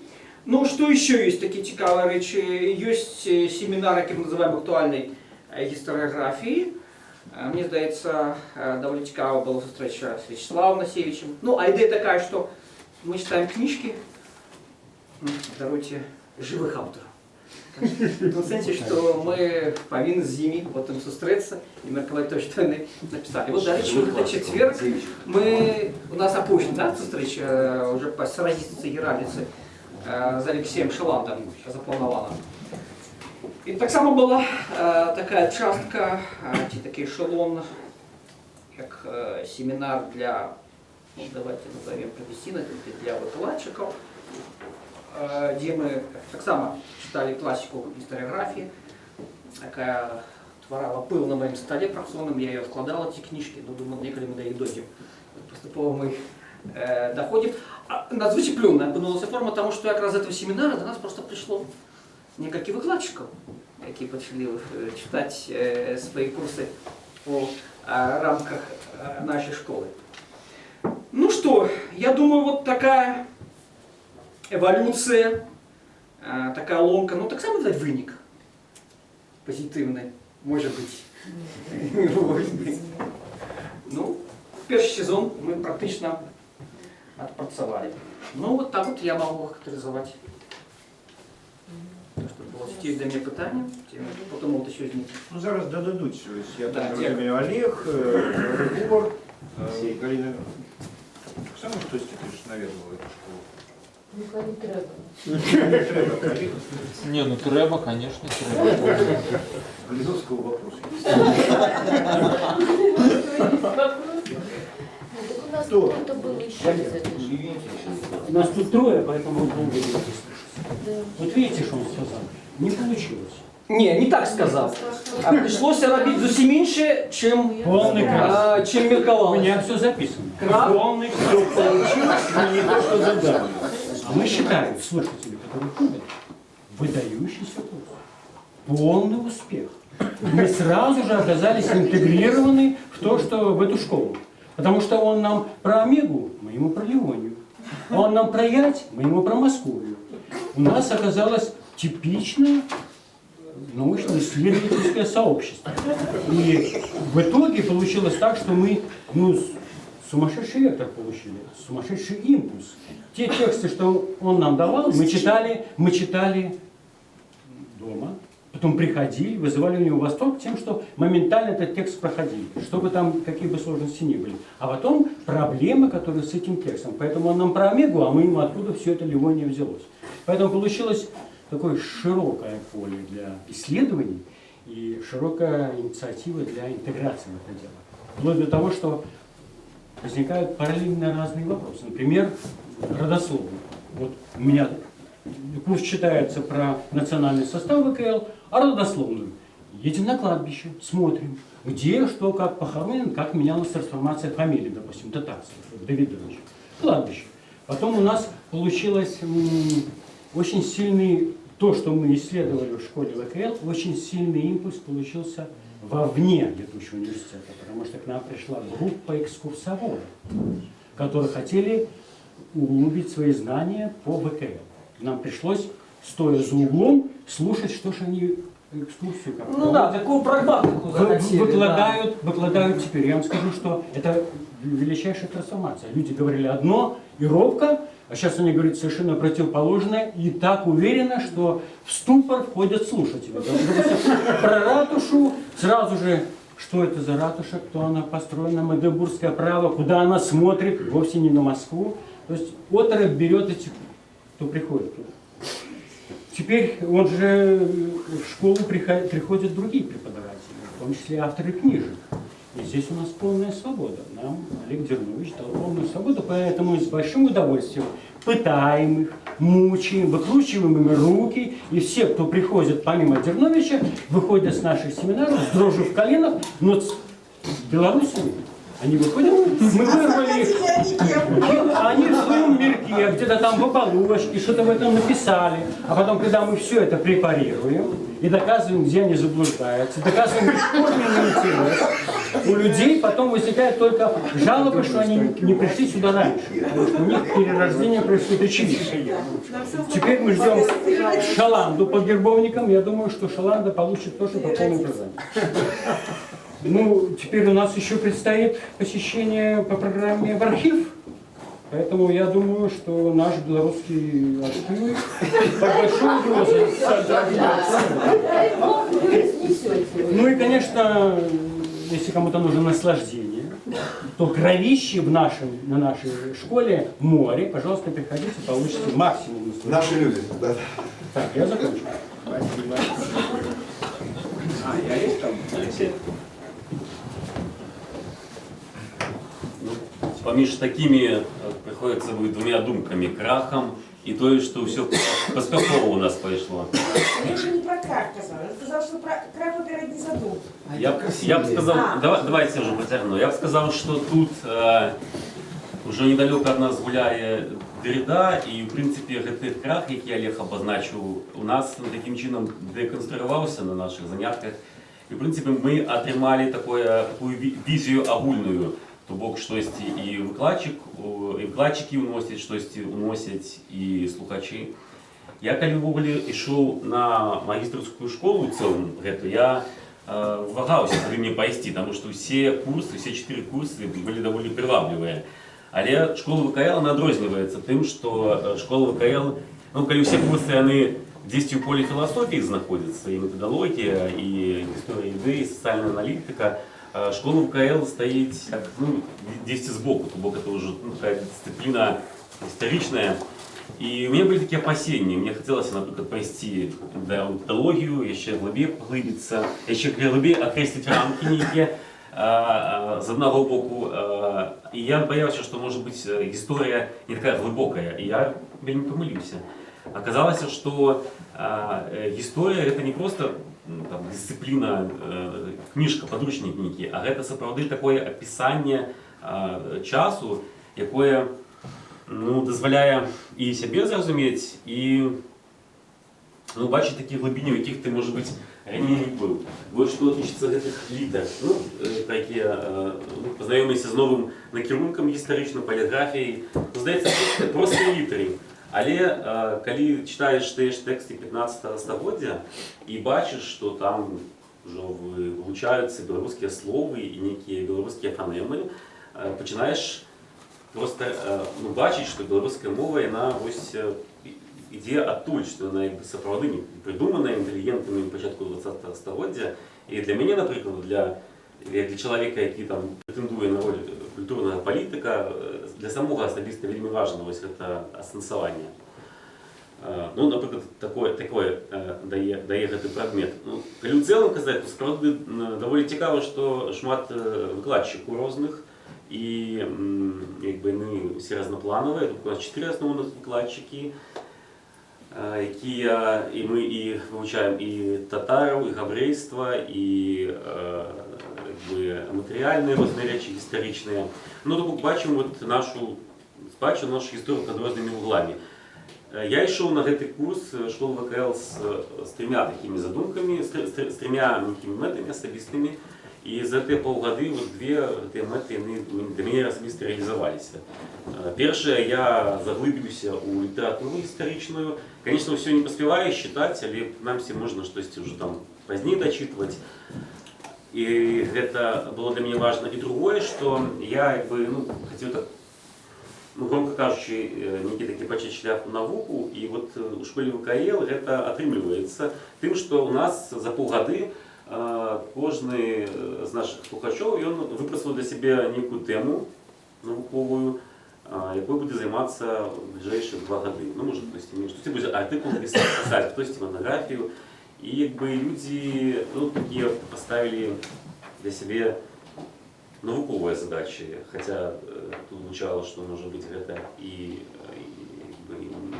нам трэба нейкай апазіцыі стаяць ад класічнай універсітэцкай адукацыі, такой, дзе ёсць монаграфіі, навуковыя выданні, больш быць умысленнем. Ну, тым не менш, у нашай школе гэта больш канкрэтна падкрэслена. І што тычыцца яшчэ трэцяе ўвогуле развіцця школ, летучего университета, ну, я бачу, да, сапраўды, наприклад, в нашій школі хапає мотивації тим, що люди будуть бачити мети собою на ближайші год-два. Я думаю, що сапраўды треба окреслювати мети, такі глобальні, може бути, для всієї школи, для всього університету. І, можливо, одною з мет могла б бути магистерские школы стали базой для разгортывания национального университета в Беларуси. Ну, национального университета, про які так шмат говорится, и в принципе не з'является. И я думаю, что школы есть таким потенциалом, яким можно тут для этого використати. Покуль все.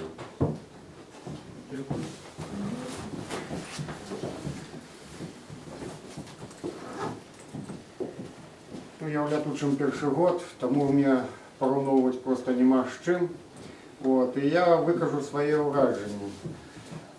Я навідував шмат курсів, все було вельми цікаво, все, ну, для мене все було ново, хотілося шмат почути. Вот. Ну, школа ВКЛ, в яку я записався, вона, звісно, була для мене метанакерованою. Моя раніша едукація зв'язана з історією. І як тепер викладають історію, що про її говорять, для мене було вельми цікаво і важливо. То, що отрималося у виніку, це, ну, перевзошло всі мої чекання, тому що, скажімо, прийшовши сюди, я чекав, що некое наподобие лекції, некое наподобие, в общем, занудства у нас не отрималося. Кожна лекція проходить цікаво, кожна лекція проходить з кучою питань, з обміркуванням, виникають супротилежні погляди, вельми часто вони не супадають, скажімо, з позиції наших викладчиків, тим не менше на школі ВКЛ вирисовується некое огульне. Задовольняє так само те, що засталося, от кількість чоловік 12 бачив, вони зостаються. Що я ще особисто хотів би означити, викладчики. Ну, про Олега Дерновича сказано вже шмат, і як він з нами працює, це ж чоловіку яким чином просто віддячити немагчыма, тому що праця з гэтымі текстами, які ми читаємо, гэта не книжку прочитати. Принесуть текст Стрийковського, залитий невідомо чим. Попробуй букви там знайти спочатку, щоб його прочитати. А тим не менш, з допомогою Олега ми гэты тексти розбираємо.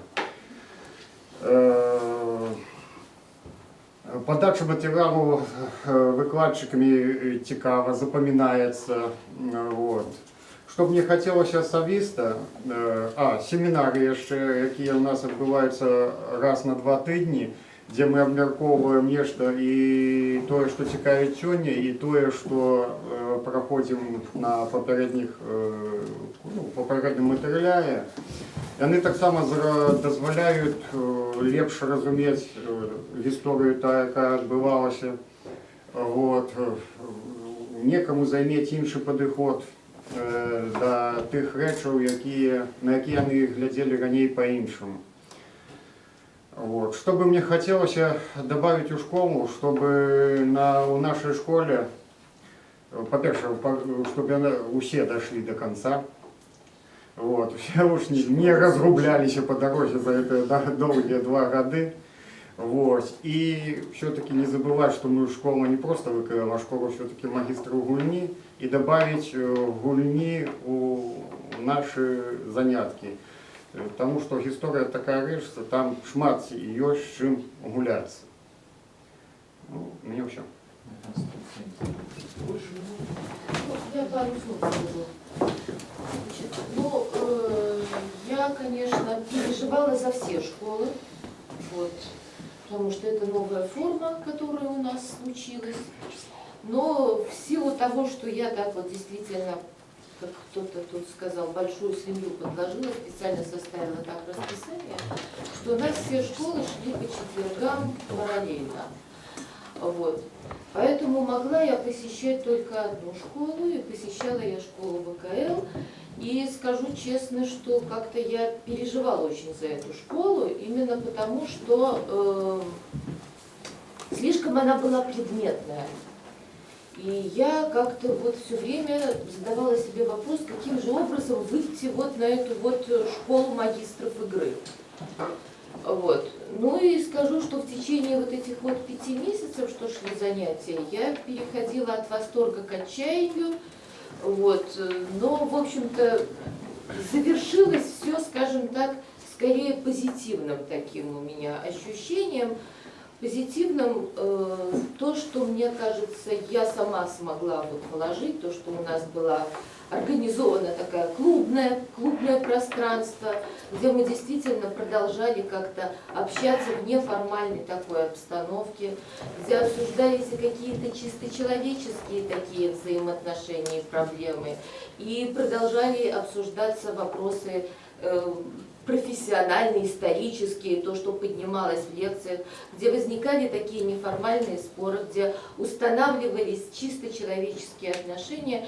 И меня как-то вот это вот, в общем-то, к завершающему этапу, вот к концу года, меня это как-то так, в общем, ну, успокоило, и я вот, во всяком случае, за эту школу у меня так душа перестала болеть. Я, правда, с ними сказала, что, ну, я, наверное, с вами тогда расстанусь, и на следующий год влезу в какую-нибудь другую школу, да, буду ее, так сказать, разорять, потому что, ну, здесь я их уже, у меня была такая задача их передружить, вот. Вроде бы как они вот стали собираться уже вот и телефонами обменялись, и как-то говорю, вот это вот клубное пространство позволяет лучше узнавать друг друга, уже какие-то такие установились горизонтальные связи между ними, поэтому вот как-то я сказала, могу отпустить на вольные хлеба. Вот. Ну и, конечно, я хочу еще что сказать. Я очень рада, что вот в эту школу пришли новые люди. Вот, конечно, Олег Дернович, то, что он привлек вот новых преподавателей. Жалко, что они вот в рамках только вот этой школы, у меня, конечно, еще какая-то вот есть такая задумка, вот эту пару Любых, Алену и Андрея, как-то ввести вот вообще вот в пространство университета, но вот они люди очень занятые, поэтому как-то пока не получается, но в общем-то у меня такая вот далеко стоящая задача есть, как-то их привлечь, потому что, ну уж больно такие люди, слово «игра» сразу подхватывают, в общем, какие-то вот наши вот эти вот штучки у них моментально находят отклик. И вот это вот очень приятно, поэтому, в общем, я как-то вот вижу свою задачу еще вот и в этом. Ну и да, вот еще хочу, так сказать, повторить то, что Владимир Владимирович говорил, немножко отойти. Мне кажется, у нас сформируется еще одна какая-то школа, не знаю, как мы ее обзовем, или это будет школа, или это будет просто какая-то тусовка. Но вот эта вот группа, которая получилась у нас так, ну, как-то так вот, да, я их как-то разглядела кого-то, чего-то. Что за кого? Про экскурсоводов? Нет, не про экскурсоводов, а про интервьюеров этих. Вот. Да, ну так вот мы их обозвали, да, интервьюерами. Ну, вот как-то, говорю, зацепили они меня, тоже такие какие-то вот... Честно сказать, пошла ходоком к Мацкевичу, потому что прежде всего они меня зацепили. Вот это были и такие, на мой взгляд, первый раз какие-то внятные, более-менее ответы на вопросы, которые он задавал. Какая-то такая хорошая реакция, где-то даже пусть это были споры, такие занудства, и пытаться ответить так, а это мое мнение, я вот так вот думаю. Ну, с Мацкевичем не забалуешь, конечно. Вот. Но, тем не менее, вот какая-то вот такая живая ткань, которая там вот образовалась, она вот меня лично проштырила. Вот. И я так вот как-то начала смотреть, выдергивать этих людей одного за другим. Но когда надергала уже кого-то, да, пошла и сказала, ну вот, Владимир Владимирович, наверное, есть смысл продолжить. Поэтому мне кажется, что это вот еще у нас такая вот одна тусовка будет. Ну, а дальше я вот вижу задачу как-то их вот тоже вот горизонтальные вот эти вот связи осуществить между ними, хотя они уже понемножку так или тоже... иначе, там и Олег, и Рыков. Вот. Они же ходят в другие да, школы. Да, вы у меня это сняли с языка. Значит, во-первых, в эту школу ходят и из школы методологии 3 человека, Олег ходит из школы идей, Рыгор ходит из школы ВКЛ. Так что я вот и хотела сказать, что уже агенты есть из разных школ, вот, так что, в общем-то, есть надежда, что вот это вот такое вот что-то обогульняющее все-таки у нас случится, чего мне, конечно, очень бы хотелось. Ну, вот, наверное, все. Ну, тогда раз уж ты еще и вышла на дополнительные какие-то штуки, да, то, может быть, мы тогда уже добьем, кроме школ, которые мы как бы организовывали, у нас есть еще самоорганизованные или традиционные, или новые штуки. Да? Вот Галина Вячеславовна сейчас сказала, я упоминал проект Веров, да, и у нас есть Клио с Бобровичем, у нас есть семинар Павла, субботний, философский, наш методологический семинар. То есть мы как-то еще имеем внутри неформального образования летучего университета еще более неформальные штуки. Некоторые из этих неформальных вещей становятся достаточно устойчивыми, типа школы Библии, да? Вот. Может быть, Вячеслав, что-нибудь про свое направление, я уж не знаю, про обучение демократии. Назовем его так. Да. Да, дискуссионная, хорошо. Это как бы так. По-моему, это схватывает суть того, что происходит. Я не буду употреблять это слово, принятое у нас в контексте, которое вместо дискуссии употребляется, да? Но бывает, что и дискуссионная, как бы так, если цивильно, да? Значит, там у меня что? Клио, он существует давно. А вот сюда он переселился недавно, уже как-то обжился и уже так там внизу там шумит иногда. Только ключ иногда забываете просить. Ключ просим.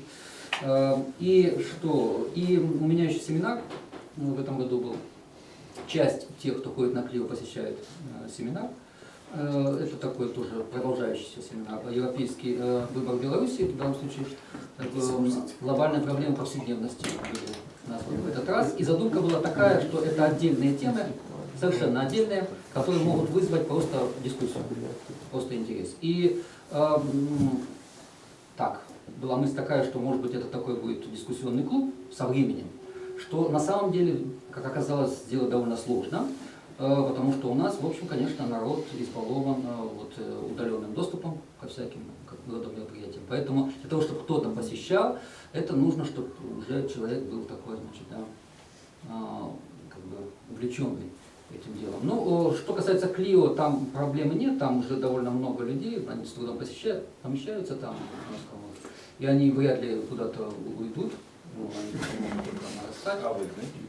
Если выгнать, но они где-то рядом здесь сядут, вот что-то такое. Это постоянных членов где-то между 15 и 20 у нас человек, и что позволяет где-то около 15 уже всегда собираться, потому что кто-то может отсутствовать. Что сам семинар? Клио? Клио — это такая задумка, но он расшифровывается клуб любителей интеллектуального общения. Но режим его работы, по-моему, я как-то его организовал, и сам задаю как бы темы, ищу. У него план всегда, я его вешаю, кстати, в Фейсбуке, и там, да, в группе. Там значимые события, которые происходят вокруг, которые, в статьях, как правило, да, в конкретных каких-то событиях, самые разные. Ну, то есть, вот, касающиеся, о чем могут подумать интеллектуалы, да? Смысл ведь в чем? Это мероприятие не для получения знаний, а для их применения. То есть, вот вам есть событие, и попробуйте как-то его интерпретировать. Вот ваше мнение, да? Вот у вас есть багаж, причем багаж у всех разный, потому что у нас там, кроме философов, там кто-то пытается мне перегавкать. Кроме философов там, я сейчас слышу, кроме философов у нас там есть, например, Мелешко, он биолог, да, там Николюк бывший, там, географ, я не знаю, когда там, химик, химик, да. В общем, там Анатолий Тарас, он вообще не понятно, ну, в общем, только он мне, да? Студентов пытаемся подключать. Это такой очень широкий спектр, кто пытается считать себя интеллектуалом. Кстати, здесь из присутствующих вот Сарна Александр, Игорь Подкорин постоянно, Олег Витик постоянно, да. Нет, ну что касается считать интеллектуалами, я понимаю, это надо специально делать вот, демонстративно, потому что это всегда вызывает такую реакцию у нас в публичном пространстве. А кто они такие, дайте на них посмотреть, которые считают, посмели считать себя интеллектуалами. Ну, мы к этому относимся совершенно спокойно, но сам режим работы, смотрите, вам самые разные события, я специально беру много, чтобы не уплывали никуда, потому что уплывать просто все уплывают. Вот, дай только возможности, и человек уйдет там воспоминания, не знаю, мемуары. Поэтому на события немного времени, но вы должны проявить свою способность к суждению. Вот суждение, пожалуйста. А остальные могут свои суждения предлагать. И, в принципе, потом надо как-то, можно их столкнуть. Я считаю, это применение, это практика. Это практика, как бы, где вы все, что вы имеете, можете применить. Прийти и применить. И пока, я думаю, она оправдывается, потому что школа, Клио в данном случае не уменьшается, а наоборот растет. Причем растет он не очень сильно, я почти никого не приглашаю, не добавляю, так чуть-чуть иногда само. Но если идти на расширение, он может, конечно, ну, туда некуда его девать будет. Да? Куда его девать? Вот. А что касается в летучем моего семинара, вот тут проблема. Я хотел туда, чтобы побольше было студентов, и чтобы вообще все, кому не хватает вот этого пространства высказывания мнения свободного и столкновения этих мнений. Мне кажется, вот до сих пор мое мнение такое, что у нас вот такой открытой, более-менее свободной дискуссии все-таки не хватает. Все-таки методологическая школа, она слишком такая жесткая в этом отношении, она там блокирует сразу все лишнее, ну и напрягает, как положено. Ничего против не имею, но это не для всех. Явно не для всех. А для широкого все-таки публики, мне кажется, не хватает, но пока вот в этом году еще не удалось. И я, наверное, все-таки недостаточно эффективно проводил. Последний раз на последнем семинаре было 13 человек. По-моему, 13, уже не читал, что. 13-14. Это мало, потому что, ну, 10-13 это еще не всегда такой вот такой огонь настоящий. Но в целом, из тех, кто посещал, 3 человека здесь есть, могут кто-то что-то и даже сказать, если вдруг. Что с этим можно делать? Ну, я не знаю, как это в русле чего-то. Если мне просто приходит в голову такая мысль, что отчасти Клио и этот семинар, они похожи очень. Я понимаю, что они немного по-разному строятся, но, может быть, имеет смысл оставить Клио как действительно эту свободную площадку и приглашать кого-то туда, то есть чтобы он был как привлекательный, чтобы туда приходить, а не набирать на семинар.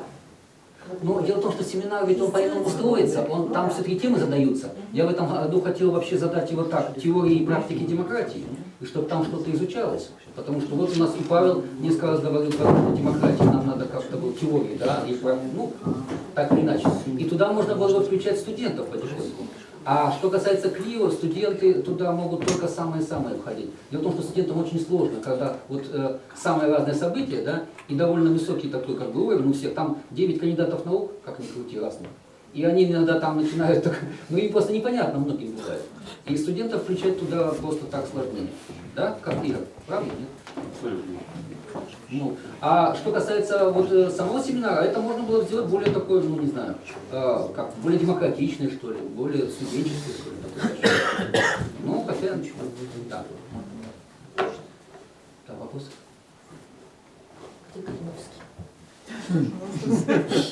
Спасибо вам за закрытие. Чего мы такого важного еще не заслушали? Донецкая нет.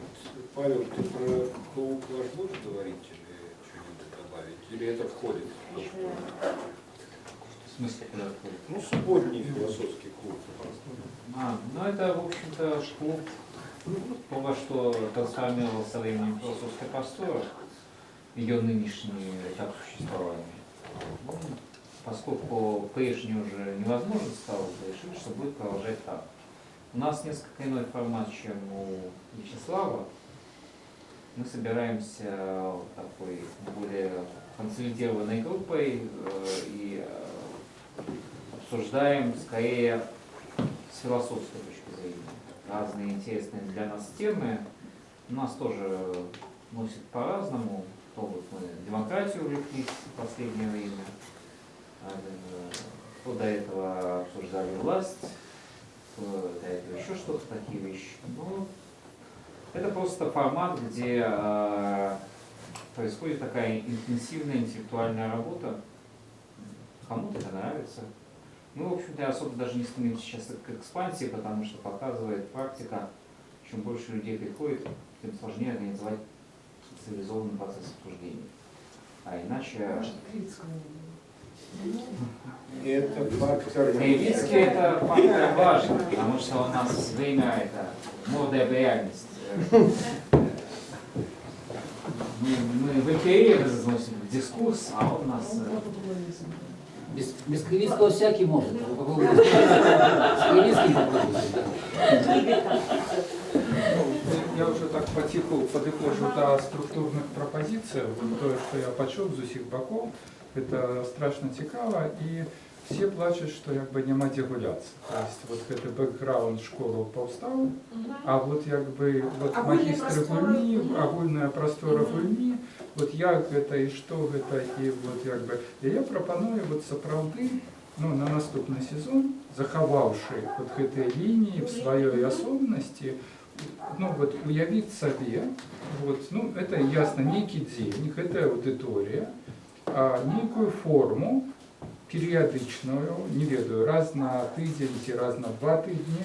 Гэтаму, ну, вот ясно, агульная тэма, потому что, ну, на весь год, да, вот вельмі широкая такая, и, ну, вот формование, скажем, это могут быть особные лекторы, там, ці группы людей, там, якби, бригады, якія там прапануюць, якби, свои повороты и свои реализации вот в межах этой особной темы. Это может быть вся школа, якая тут ладить перформансы, ну вот и там танчить, якби, и спевая, ну вот что-нибудь такое, да, то есть где, ну вот збирались, то есть это может быть в чымсьці подобное до публичных лекций, але все ж таки отформатованное и заточенное не уж так на гонке, хотя это может здыматься, а вот в некую такую простору мышления и простору гульни, да?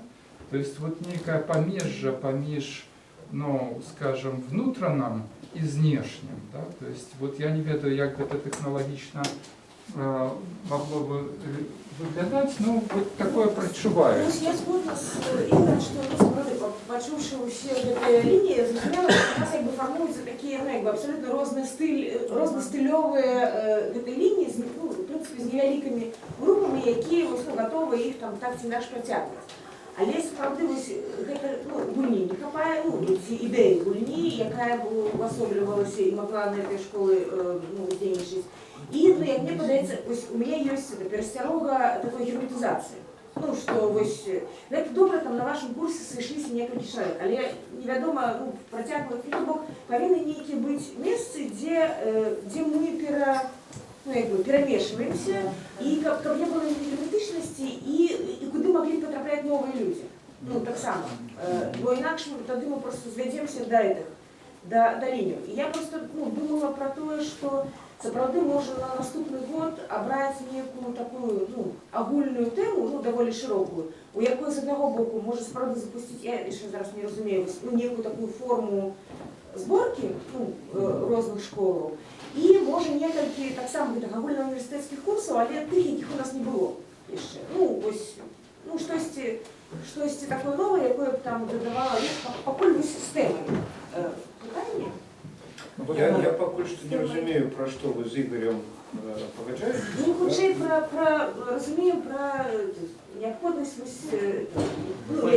мест простору, где будут состакаться представники разных школ, правильно? И где мы все разом будем гулять. Чакайце, а універсітэцкі семінар, які ігнарировался у гэтым годзе амаль што, да, чым не такая... Моя першая прапанова была замяніць агульнауніверсітэцкі семінар ці трансфармаваць яго вот у такую простору, то есть развернуть. Вот так я тогда разумею, да?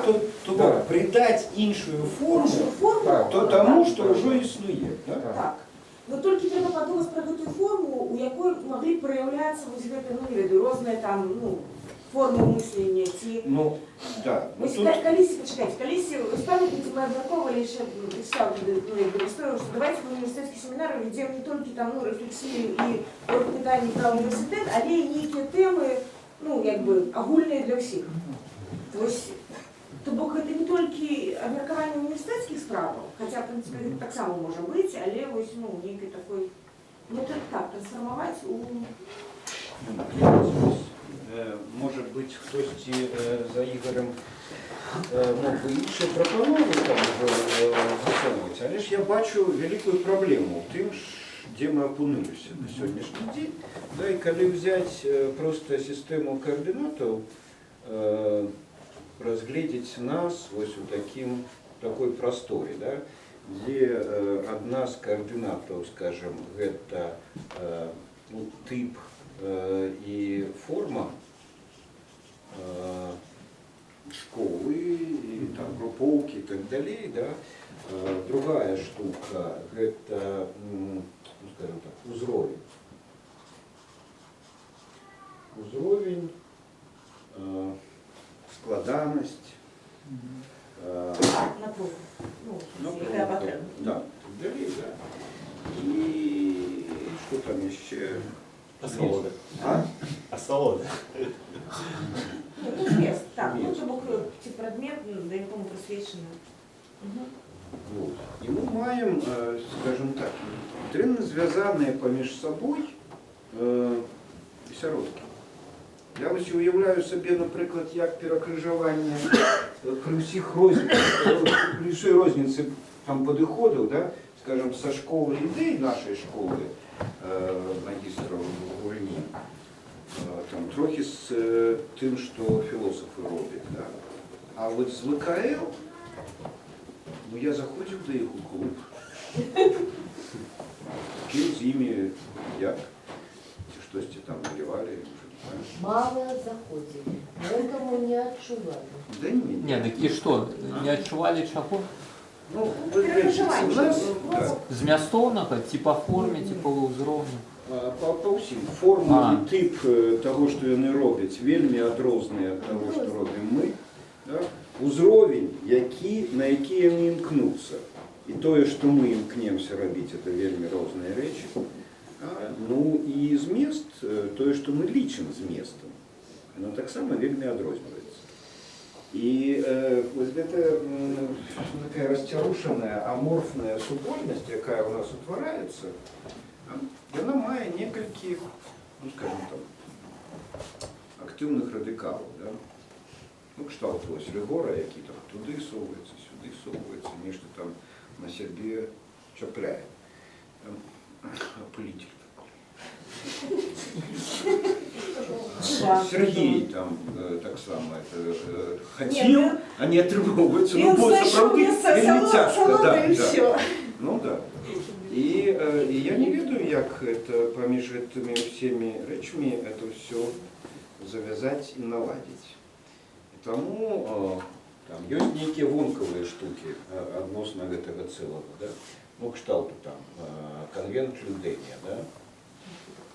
Які там мы пачинаем утвараць, і на летніку то уже сформуем, ну, хоть бы там... Больше, чем одного. Больше, чем одного.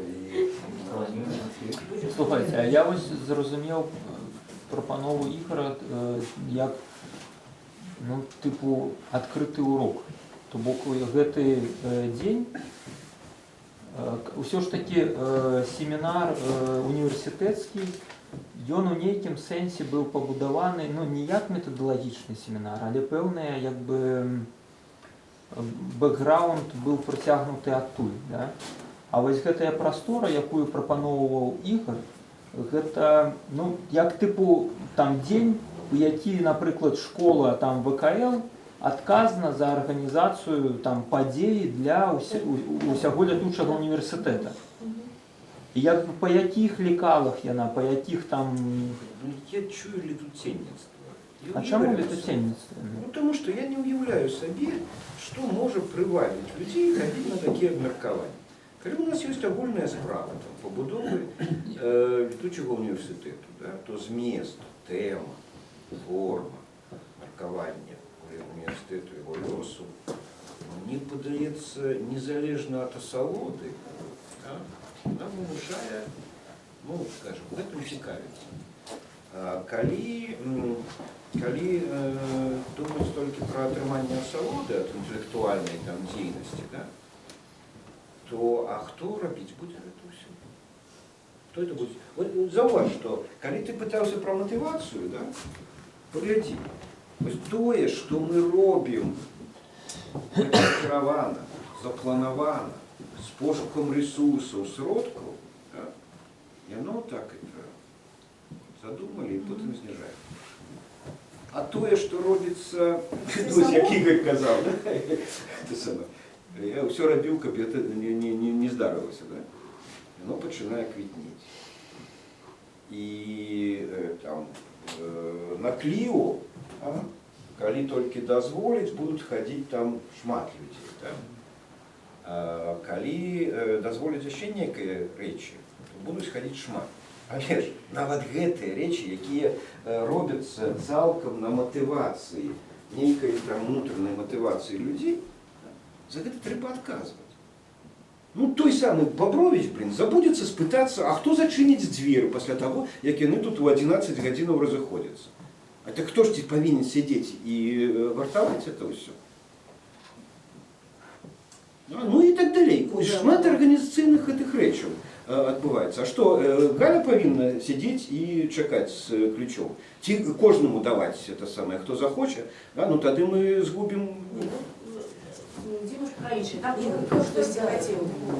Я не зовсім якраз зрозумів, може бути, цю схему, яку Володя намалював, но що я мав на увазі, да? Це якраз от інший узровень відказності, якби супольної відказності за певну інтелектуальну адженду.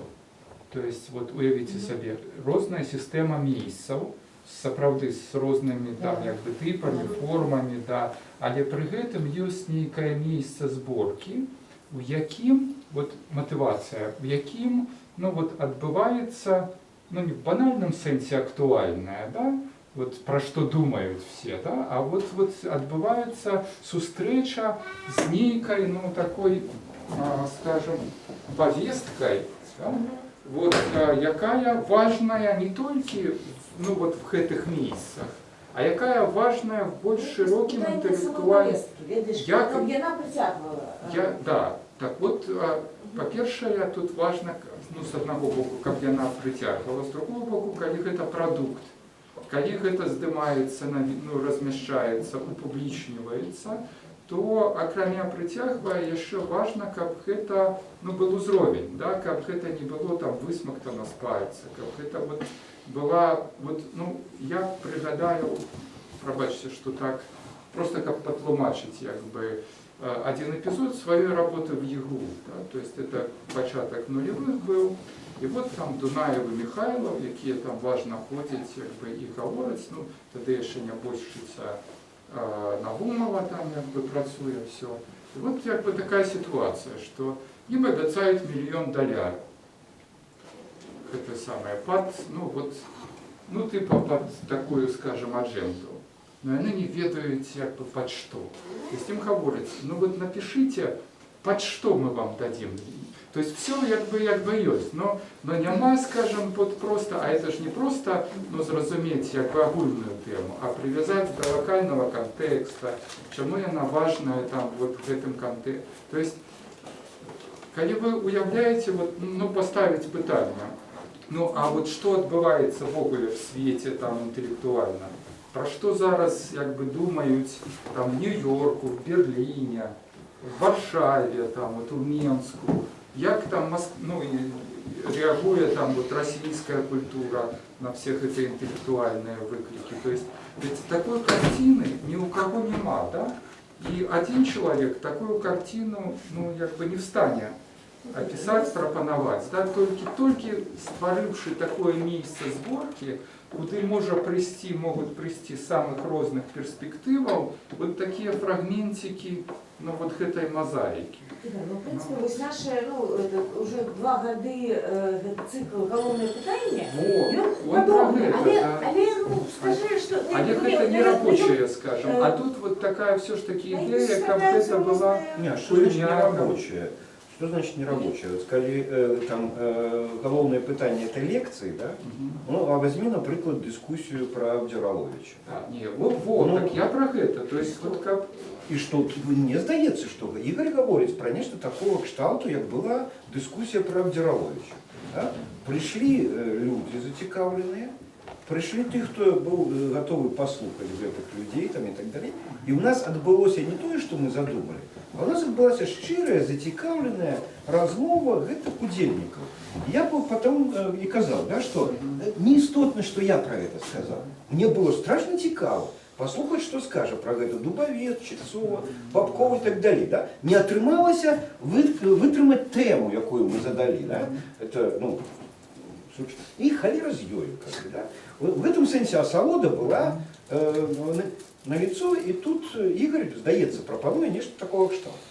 Просто тут самое важное, у нас есть такие обоснования проблематики, да, то есть ведь кожен з нас володає там некая інформація, яка могла бы стекаться. Вот я с таким зацікавленным садизмом назираю за спробами прогрессивных русских историков выстроить на межах там, новой имперской историографии, написать новую историю Российской империи. Ведаете, вы сочите там на сайте об империи, может быть, вот Олег, да, и ведь, это подзелье, да, то есть якая, важная и для нас так само, да, и вот, тема Российской империи абсолютно не закранутая, то есть у нас, мы навіть не усведомляем, там, что 18 століття это рейдерский захоп Московского царства немецкими элитами инфлянтов. Российцы про это ніколи не напишут, да? А ведь, это так, это реальность. Господарство все ж таки. И вот Ні, це все цікаво, да? І що? Добре, нам треба удзельничать у тим, як підвищати узровень інтелектуального життя Мінська. Да? Але що нам робити з нами самі? Де ми будемо обмірковувати те, що з нами відбувається? Рефлексию над тем, то есть то, что ранее бывало. Так. Просто клубы интеллектуальные. Мы можем заохочивать збиратися тут, можем организовывать здесь в інших місцях, да? Это одна справа. Ось поглядіть, наприклад, що говорить Зернович. Да? Він каже, у мене була задумка. Да? Задумка, палеография, обещание, что такое и так далее, на поглубление, на ускладнение, гульня на повышение. А до меня приходят люди и кажут, глупство это с твоими яйцами, там это самое, да? Нам потребно вот это. И я, вот, как моя оценка того, что отбывалось в школе ВКЛ, это гульня на понижение. Але ж, она привабливая. И туда тягнутся люди. Я говорю, а навошта это мне? Я что, про этот палка створа в летучий университет? Я-то хочу на повышение гулять. Нет, я ничего не супротнимаю, да? Хоть это самое. И Олег каже, что отрывалось не то, что он задумал. И я кажу, что то, что я задумывал, когда обмерковывал с Олегом школу ВКЛ, тут, да, зовсім інше. Нічого подобного на те, щоб ми обмірковували, а ми казали, нам потрібна груповка спеціалістів, людей, які могли б вести з литовцями, поляками, русскими перемови, дипломатію по спречних історичних питаннях ВКЛ. Ну і в Білорусі. Да? Такі люди. А що відбулося? Відбулося стягування школи ВКЛ на потреби слухачів. На халеру той університет, який виконує послуги слухачам. Ясно. Володя, а можно я тогда минималистски, да, я просто подсумую свою пропанову. Тады моя пропанова просто минималистская, что мусить быть місце гульні, где мы все разом бы збиралися и где, ну, вот выпрацевали эту агульную... Ну, так, это мне подается, да, вельми актуальное, критичное питание.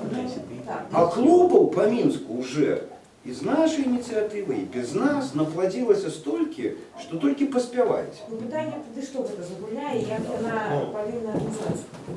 Мне здається, що ну, ось є 4 школи, і що однолького у їх, ну, і оно не тут полягає, не в этих осях, а ну, некая экспансистская установка.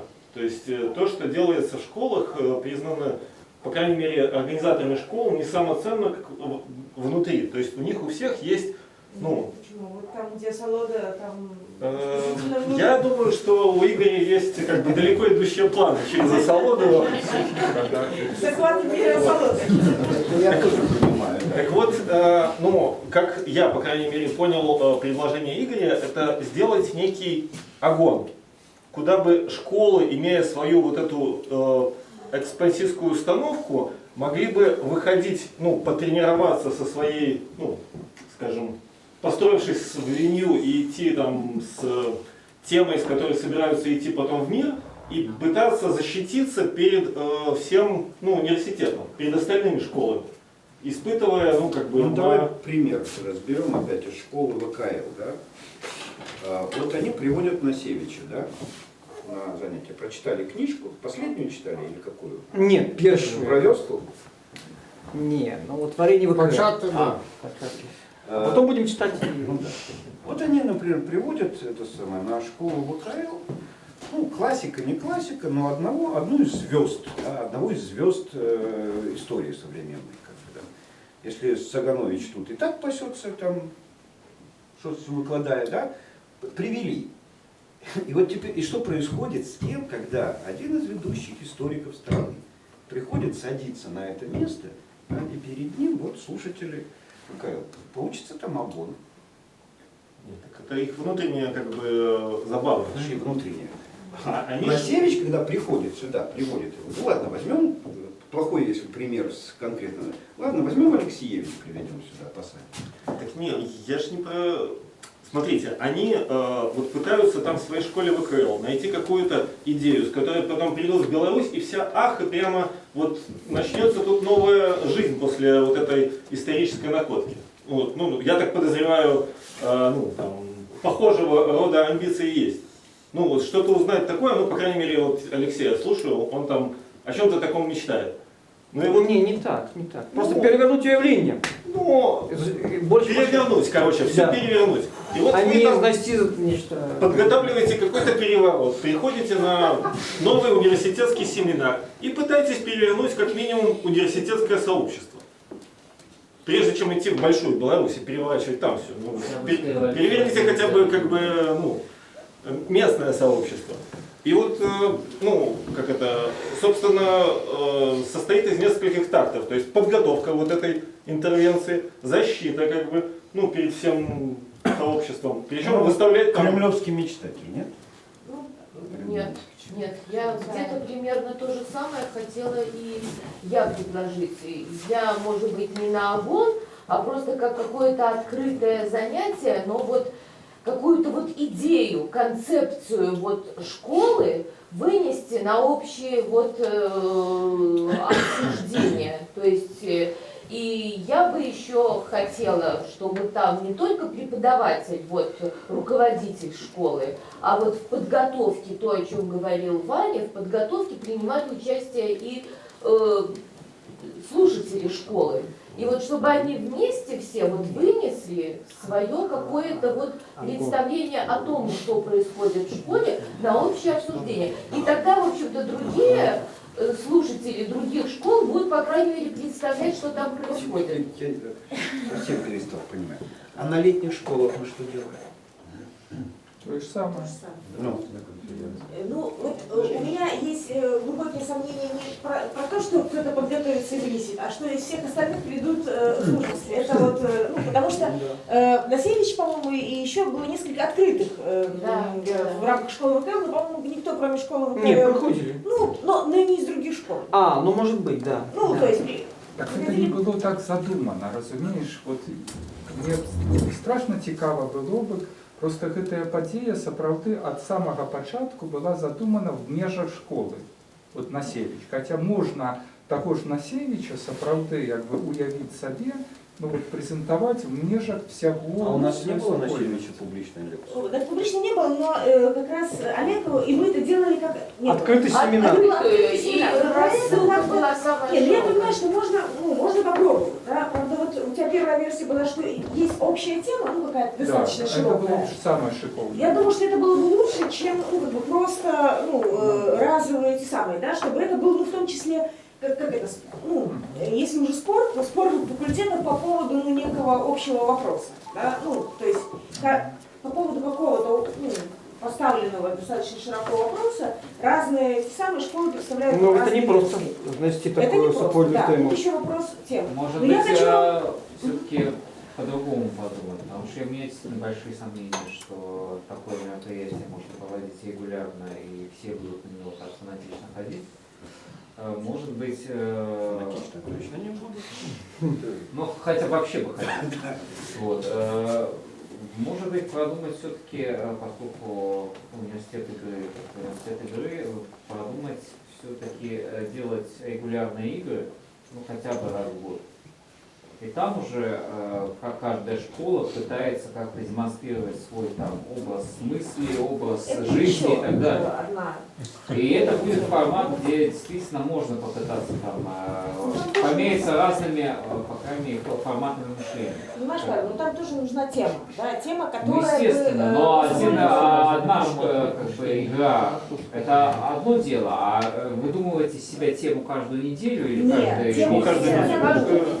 Во-первых, каждую неделю и тему одну, которая, между прочим, если уже думать про формат, то можно было бы, если сформулировать проблему, да, то сделать так, что в конце года у нас игра, да, а, допустим, там, начиная с сентября, хотя бы раз в месяц у нас вот эти вот, выходы, да. Но я хочу, надо уже, наверное, заканчивать, потому что, да, маленькая деталь. Мне кажется, эта штука станет интересна, если вот на защиту идет один из участников не преподаватель, а ученик. И для преподавателя это такая чье конфу лучше. Ну, то есть посылают лучшего ученика. Претендує на роль культурна політика. Для самого особисто вельми важливо ось це асенсування. Ну, наприклад, такое дає гэты прадмет. Ну, калі ў цэлым казаць, то справді даволі цікава, што шмат выкладчыкаў розных і яны ўсе разнапланавыя. Тут у нас 4 асноўных выкладчыкі, якія і мы і вывучаем і татараў, і габрэйства, і матэрыяльныя розныя рэчы гістарычныя. Ну, тут бачым нашу спадчыну, нашу гісторыю пад рознымі вугламі. Я ішоў на гэты курс школы ВКЛ з 3 такімі задумкамі, з 3 нейкімі мэтамі асабістымі. І за тыя паўгады две гэтыя мэты для мяне асабіста рэалізаваліся. Першае, я заглыбіўся ў літаратуру гістарычную. Конечно, ўсё не паспяваю чытаць, але прынамсі можна штосьці ўжо там пазней дачытваць.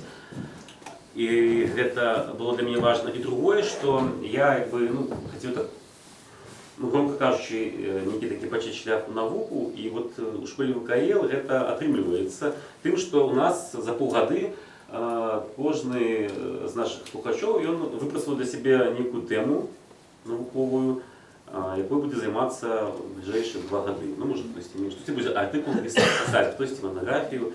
І людзі такія паставілі для сябе навуковыя задачи, хотя тут звучало, что может быть это и нам трэба нейкай апозіцыі стаяць ад класічнай універсітэцкай адукацыі, такой, дзе ёсць монографіі, навуковыя выданні, больше быць умысленнем. Ну, тым не менш, у нашай школе гэта больш конкретно падкрэслена. І што тычыцца яшчэ трэцяе увогуле развіцця школ, летучего універсітэта, ну, я бачу, да, сапраўды, напрыклад, в нашай школе хапае мотивацыі у тым, што людзі бачить мети собою на ближайший год-два.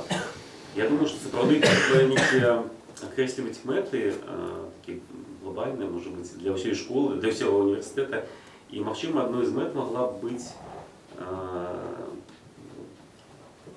магистерские школы стали базой для разгортывания национального университета в Беларуси. Ну, национального университета, про які так шмат говориться, і в принципі, не з'являється. І я думаю, що школи є таким потенціалом, яким можна тут для цього використати. Поки все.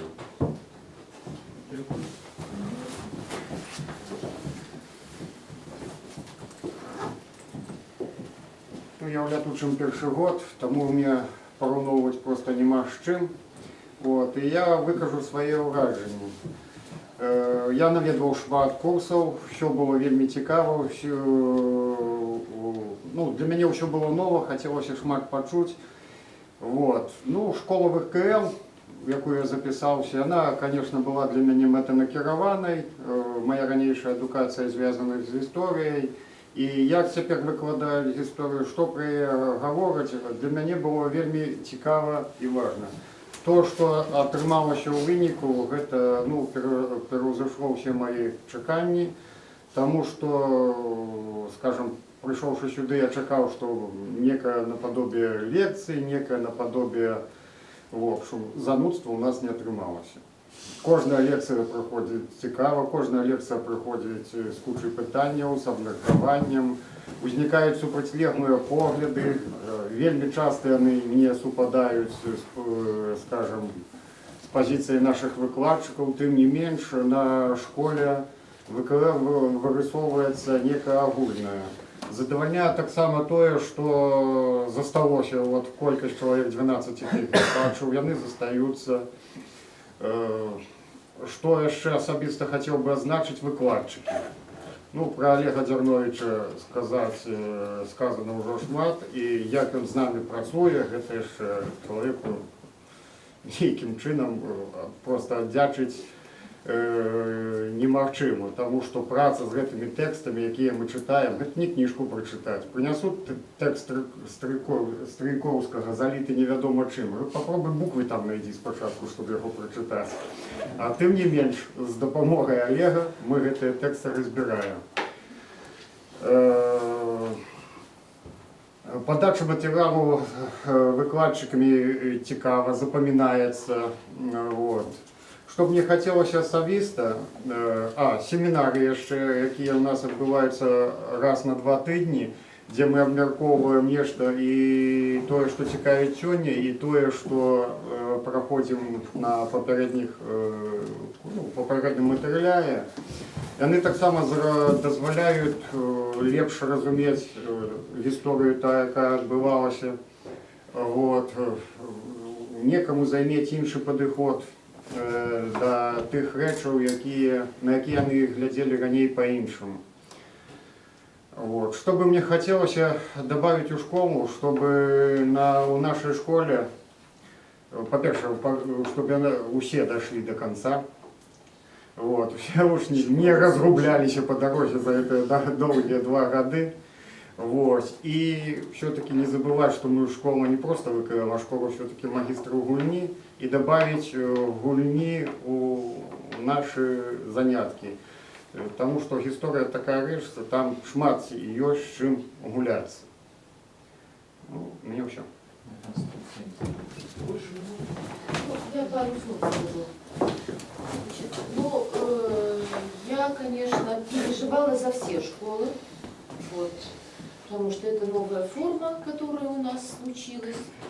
Но в силу того, что я так вот действительно, как кто-то тут сказал, большую семью подложила, специально составила так расписание, что у нас все школы шли по четвергам параллельно. Вот.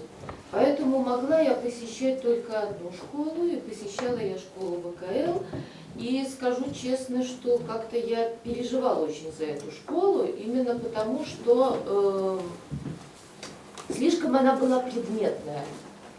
И я как-то вот все время задавала себе вопрос, каким же образом выйти вот на эту вот школу магистров игры. Вот. Ну и скажу, что в течение вот этих вот 5 месяцев, что шли занятия, я переходила от восторга к отчаянию. Вот. Но, в общем-то, завершилось все, скажем так, скорее позитивным таким у меня ощущением. Позитивным то, что, мне кажется, я сама смогла вот положить, то, что у нас была организована такая клубное пространство, где мы действительно продолжали как-то общаться в неформальной такой обстановке, где обсуждались и какие-то чисто человеческие такие взаимоотношения и проблемы, и продолжали обсуждаться вопросы профессиональные, исторические, то, что поднималось в лекциях, где возникали такие неформальные споры, где устанавливались чисто человеческие отношения. И меня как-то вот это вот, в общем-то, к завершающему этапу, вот к концу года, меня это как-то так, в общем, ну, успокоило, и я вот, во всяком случае, за эту школу у меня так душа перестала болеть. Я, правда, с ними сказала, что, ну, я, наверное, с вами тогда расстанусь, и на следующий год влезу в какую-нибудь другую школу, да, буду ее, так сказать, разорять, потому что, ну, здесь я их уже, у меня была такая задача их передружить, вот. Вроде бы как они вот стали собираться уже вот и телефонами обменялись, и как-то говорю, вот это вот клубное пространство позволяет лучше узнавать друг друга, уже какие-то такие установились горизонтальные связи между ними, поэтому вот как-то я сказала, могу отпустить на вольные хлеба. Вот. Ну и, конечно, я хочу еще что сказать. Я очень рада, что вот в эту школу пришли новые люди. Вот, конечно, Олег Дернович, то, что он привлек вот новых преподавателей.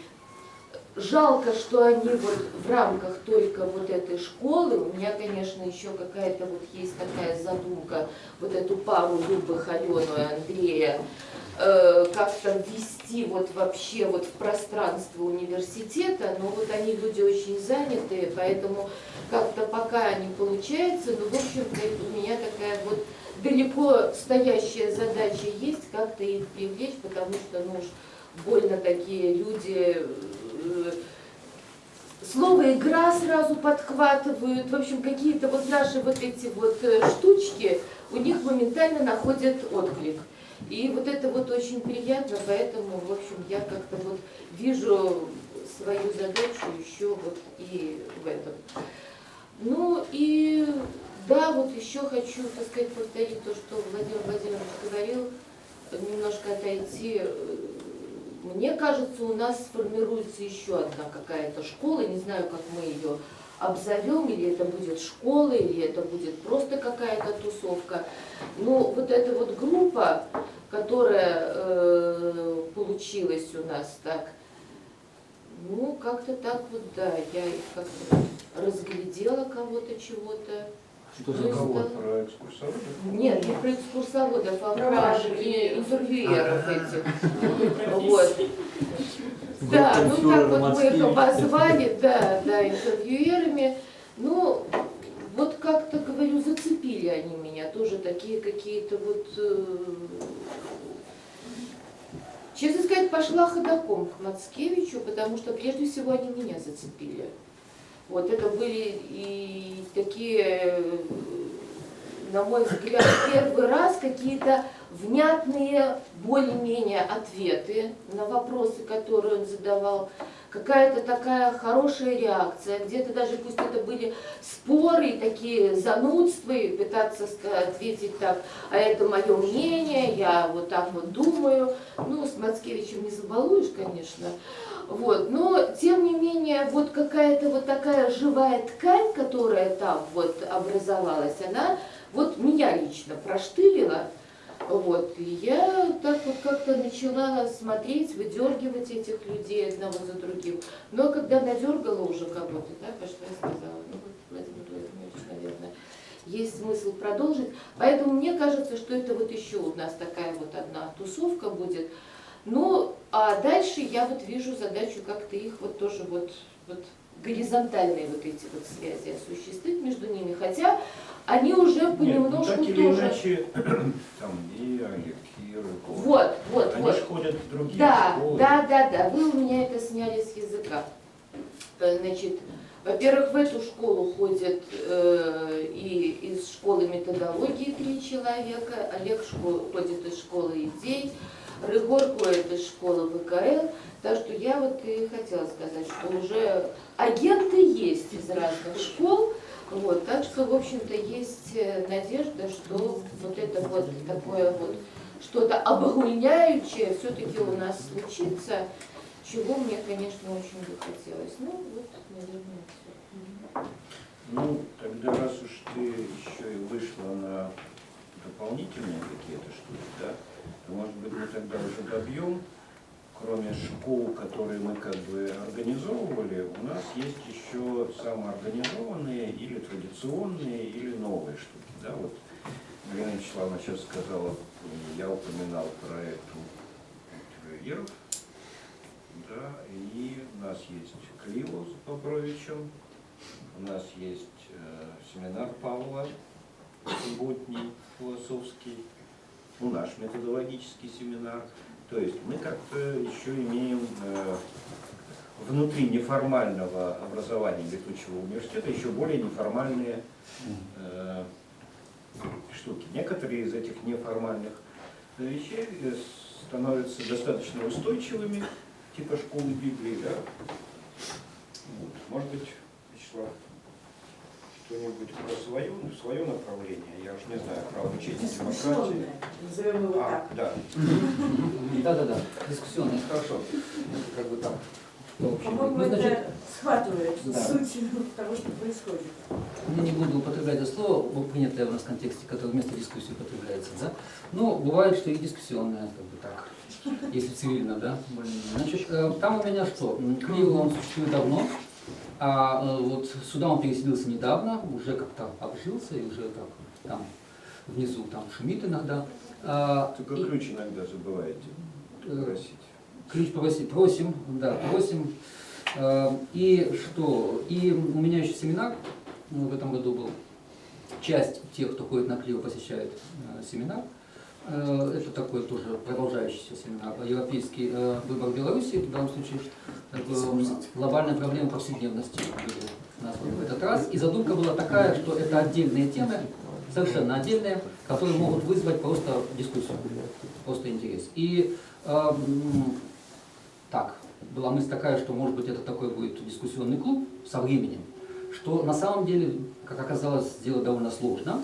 Потому что у нас, в общем, конечно, народ избалован удаленным доступом ко всяким родам мероприятиям. Поэтому для того, чтобы кто-то посещал, это нужно, чтобы уже человек был такой, значит, да, как бы увлеченный этим делом. Ну, что касается Клио, там проблемы нет, там уже довольно много людей, они с трудом помещаются там, и они вряд ли куда-то уйдут.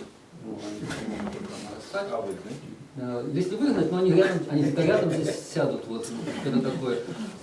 Это постоянных членов где-то между 15 и 20 у нас человек, и что позволяет где-то около 15 уже всегда собираться, потому что кто-то может отсутствовать. Что сам семинар? Клио? Клио — это такая задумка, но он расшифровывается клуб любителей интеллектуального общения. Но режим его работы, по-моему, я как-то его организовал, и сам задаю как бы темы, ищу. У него план всегда, я его вешаю, кстати, и в Фейсбуке, и в группе. Там значимые события, которые происходят вокруг, которые, в статьях, как правило, да, в конкретных каких-то событиях, самые разные. То есть касающиеся, о чем могут подумать интеллектуалы. Да? Смысл ведь в чем? Это мероприятие не для получения знаний, а для их применения. То есть вот вам есть событие, и попробуйте как-то его интерпретировать. Вот ваше мнение. Да? Вот у вас есть багаж, причем багаж у всех разный, потому что у нас там, кроме философов, там кто-то пытается мне перегавкать. Кроме философов там, я сейчас слышу, кроме философов у нас там есть, например, Мелешко, он биолог, да, там Николюк бывший там географ, я не знаю, когда там, Химик, да. В общем, там Анатолий Тарас, он вообще не понятно, ну, в общем, только он нет, да? Студентов пытаемся подключать. Это такой очень широкий спектр, кто пытается считать себя интеллектуалом. Кстати, здесь из присутствующих вот Сарна Александр, Игорь Подкорин постоянно, Олег Видин постоянно, да. Нет, ну что касается считать интеллектуалами, я понимаю, это надо специально делать вот, демонстративно, потому что это всегда вызывает такую реакцию у нас в публичном пространстве. А кто они такие, дайте на них посмотреть, которые считают, посмели считать себя интеллектуалами. Ну, мы к этому относимся совершенно спокойно, но сам режим работы, смотрите, вам самые разные события, я специально беру много, чтобы не уплывали никуда, потому что уплывать просто все уплывают. Вот, дай только возможности, и человек уйдет там воспоминания, не знаю, мемуары. Поэтому на события немного времени, но вы должны проявить свою способность к суждению. Вот суждение, пожалуйста. А остальные могут свои суждения предлагать. И, в принципе, потом надо как-то, можно их столкнуть. Я считаю, это применение, это практика. Это практика, как бы, где вы все, что вы имеете, можете применить. Прийти и применить. И пока, я думаю, она оправдывается, потому что школа, Клио в данном случае не уменьшается, а наоборот растет. Причем растет он не очень сильно, я почти никого не приглашаю, не добавляю, так чуть-чуть иногда само. Но если идти на расширение, он может, конечно, ну, туда некуда его девать будет. Да? Куда его девать?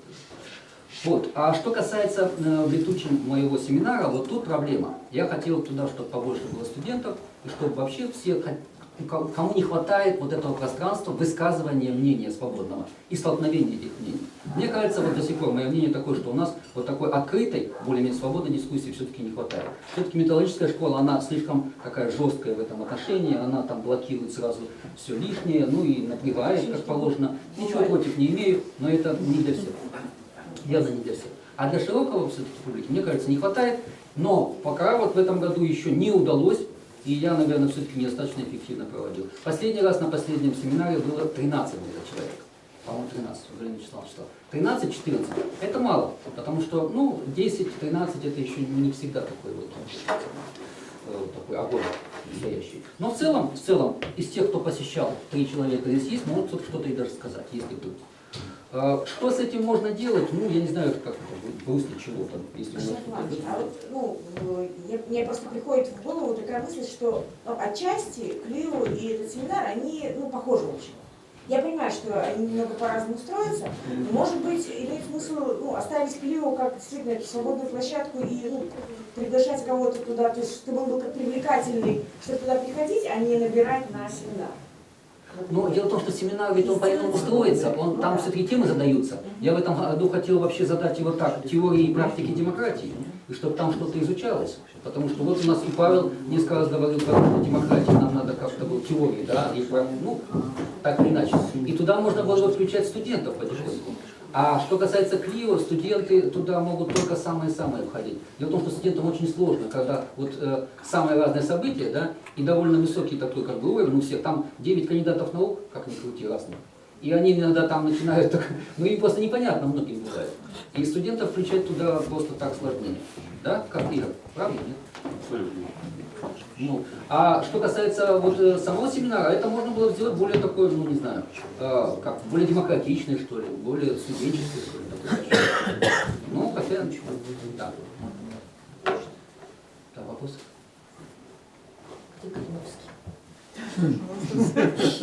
Спасибо вам за закрытие. Чего мы такого важного еще не заслушали? Донецкая нет. Павел, ты про клуб ваш будешь говорить или что-нибудь добавить? Или это входит? В смысле, куда входит? Ну, субботний философский клуб. Ну это, в общем-то, клуб, во что трансформировалась со временем философская простора, ее нынешний этап существования. Ну, поскольку прежний уже невозможно стало, решили, что будет продолжать так.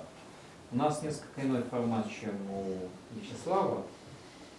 Мы собираемся такой более консолидированной группой и обсуждаем скорее с философской точки зрения разные интересные для нас темы. У нас тоже носит по-разному. То вот мы демократию увлеклись в последнее время,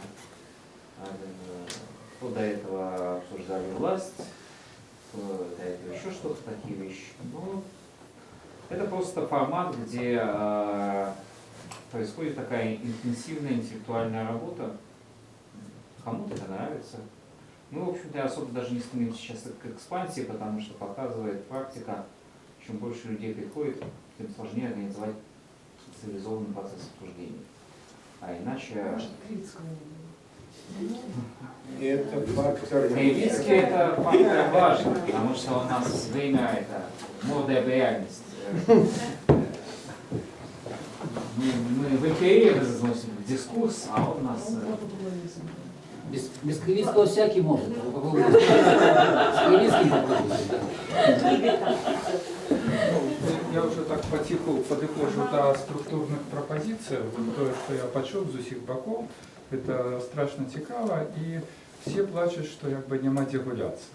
Тобто вот это бэкграунд школи повстав, а вот якби вот магістры гульні, агульная простора гульні, вот як гэта і што гэта, і вот якби. І я прапаную вот сапраўды, ну, на наступны сезон, захаваўшы вот гэтыя лініі в сваёй асобнасці, ну вот уявіць сабе, вот, ну это ясно, нейкі дзельнік, гэта аўдыторыя, нейкую форму перыядычную, не ведаю, раз на тыдзень ці раз на 2 тыдні.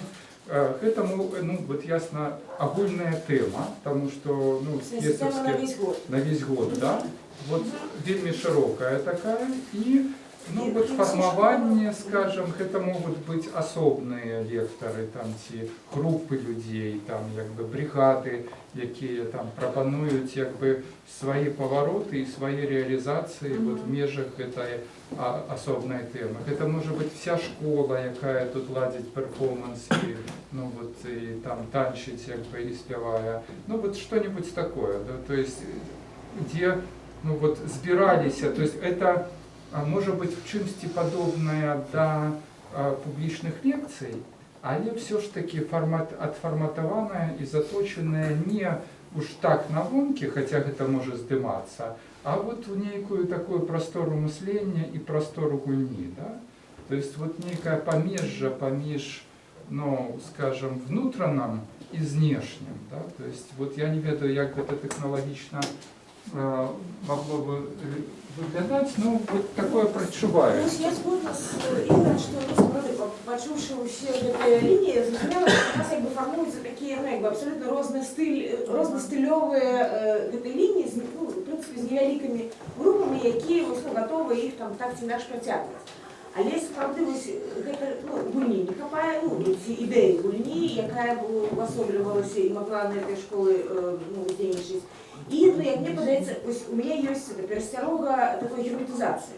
Ну, что ось, ну, это добра, там на вашем курсе сышліся некалькі чалавек, але невядома, ну, працягваць, ну, бок павінны нейкія быць месцы, дзе мы перамешваемся, і каб не было герметычнасці, і куды маглі патрапляць новыя людзі. Ну, таксама. Бо інакш тады мы просто звядземся да лінію. І я просто, ну, думала про тое, што сапраўды можна на наступны год абраць некую такую, ну, агульную тэму, ну, даволі шырокую, у якой з аднаго боку можа сапраўды запусціць, я яшчэ зараз не разумею, ну, некую такую форму зборкі, ну, розных школаў, і можа некалькі таксама гэтых агульнауніверсітэцкіх курсаў, але тых, якіх у нас не было яшчэ. Ну, вось, ну, штосьці такое новае, якое б там дадавала, пакуль вось з тэмай. Пытанне? Я пакуль што не разумею, пра што вы з Ігорем пагаджаетесь. Ну, хутчэй разумеем пра неабходнасць мест простору, где будут состакаться представники разных школ, правильно? И где мы все разом будем гулять. Чакайте, а універсітэцкі семінар, які ігнарировался у гэтым годзе амаль што, да, чым не такое место? Моя першая прапанова была замяніць агульнауніверсітэцкі семінар ці трансфармаваць яго вот у такую простору, то есть развернуть. Вот так я тогда разумею, да? То придать іншую форму тому, что уже існує. Так. Но толькі трэба падумаць пра гэтую форму, у якой маглі праяўляцца вось гэта, ну, не ведаю, розныя там, ну, форму мислення, ці... Ну, да. Ось почекайте, колись, ось пам'ятаєте, ми обмірковували ще, представте, ну, якби історію, що давайте в університетські семінари ведемо не тільки там, ну, рефлексію і питання про університет, але й які теми, ну, якби, огульні для всіх. Ось, то бок це не тільки обміркування університетських справ, хоча, в принципі, так само може бути, але ось, ну, некий такий, ну, так, трансформувати у... Може бути, хтось за Ігорем мог би інші пропанови там засовувати, але ж я бачу велику проблему в тим, де ми опинилися на сьогоднішній день. Да, і коли взяти просто систему координатів, розглядіти нас ось у такій просторі, да, де одна з координатів, скажімо, це ну, тип и форма школы, и там групповки и так далее, да. Другая штука – это, ну, скажем так, узровень. Узровень, складаність, напруга, да, так далее, да. И что там еще? Асфалоды. А? Асфалоды. Ну, мест, так, ну, чтобы ці предмет, до якому присвячено. Вот. І ми маємо, скажімо так, тренно зв'язані поміж собою сиротки. Я ось уявляю собі, наприклад, як перекрижування при всій розниці там підходів, да, скажімо, со школи ідей нашої школи, магістра Гульні, там, трохи з тим, що філософи роблять. Да. А от з ВКЛ, ну я заходив до їх у клуб. Ким з ними, як? Щось там малювали, Мало заходили, поэтому не отчували. Да нет. Нет, так и что, не отчували чего? Ну, вы знаете, у нас... Да. Змястоўнага, ці па форме, ці па ўзроўню? Па ўсім. Форма і тип того, што яны робяць, вельмі адрозныя ад того, што робім мы. Да? Узровень, на які яны імкнуцца. І тое, што мы імкнемся рабіць, это вельмі розныя рэчы. Ну і змест, тое, што мы лічым зместам, оно таксама вельмі адрозніваецца. І вось гэта такая расцярушаная, аморфная супольнасць, якая ў нас утвараецца, яна мае некалькі, ну скажем там, актыўных радыкалаў. Да? Ну, кшталт вось Рыгора, які там туды соваецца, сюды соваецца, нешта там на сябе чапляе. Опылитель. Сергей там так само хотел, а не атрымоўваецца. Ну, бо сапраўды вельмі цяжка. Ну да. І я не ведаю, як это паміж гэтымі ўсімі рэчамі это все завязаць і наладзіць. І таму там ёсць нейкія вонкавыя штукі адносна гэтага цэлага, да? Ну, кшталту там конвент Людэнія, да? Які там мы пачынаем утвараць, і на летніку то уже сформуем, ну, хоць бы там... Больше, чем одного. Больше, чем одного.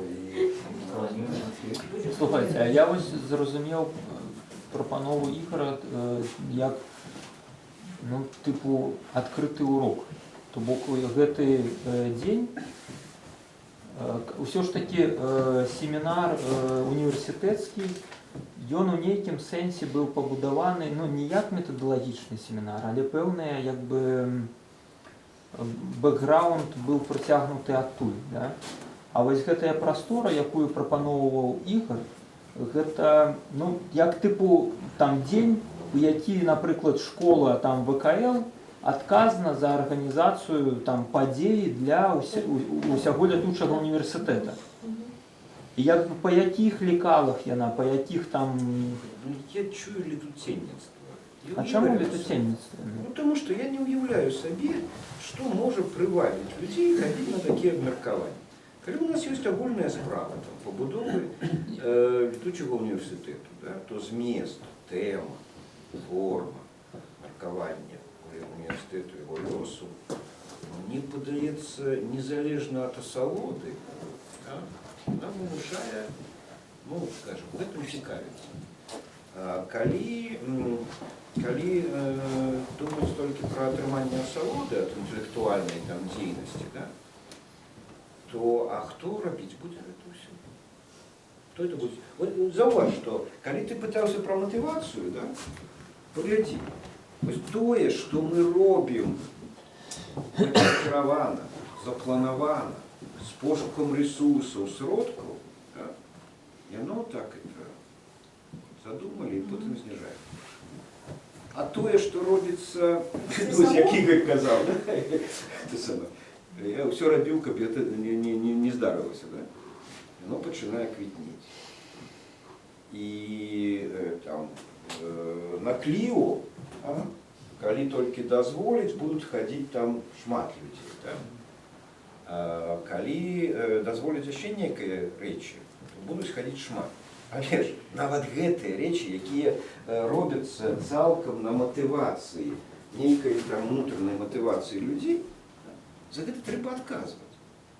Ну, той самы Бабрович, забудзецца спытацца, а хто зачыніць дзверы пасля таго, як яны тут у 11 гадзінаў разыходзяцца? А так хто ж ці павінен сядзець і вартаваць это ўсё? Ну і так далей. Шмат арганізацыйных гэтых рэчаў адбываецца. А што, Галя павінна сядзець і чакаць з ключом? Ці кожнаму даваць это самае, хто захоча? Ну тады мы згубім... Дімушка Раїча, там Ігор щось хотів. Я не зовсім якраз зрозумів, може бути, ту схему, яку Володя намалював, але що я мав на увазі, да? Це якраз от інший узровень відказності, якби супольної відказності за певну інтелектуальну адженду. Тобто, от уявіть собі, різна система місців, сапраўды з рознымі там якби типами, формами, да, але при гэтым ёсць нейкае месца зборкі, у якім вот матывацыя, в якім ну вот адбываецца, ну не в банальным сэнсе актуальная, да, вот пра што думаюць все, да, а вот адбываецца сустрэча з нейкай, ну такой, скажем, повесткой, да, вот, якая важная не толькі ну вот в гэтых месяцах, а якая важная в больш широким интеллектуальным... Да, так вот, по-перше, тут важно, ну, с одного боку, каб яна притягивала, с другого боку, калі гэта продукт, калі гэта здымаецца, ну, размяшчаецца, упублічніваецца, то акрамя прыцягвае яшчэ важна, каб гэта ну, был узровень, да, каб гэта не было там высмактана з пальца, каб гэта вот была, вот, ну, я пригадаю, пробачьте, что так, просто как потлумачить, як бы, один эпизод своей работы в ЕГУ, да, то есть это початок нулевых был, и вот там Дунаев и Михайлов, якія там важно ходить, як бы, и говорить, ну, тогда еще нябожчыца Нагумова там, як бы, працуе все. И вот, як бы, такая ситуация, что им обещают $1 миллион.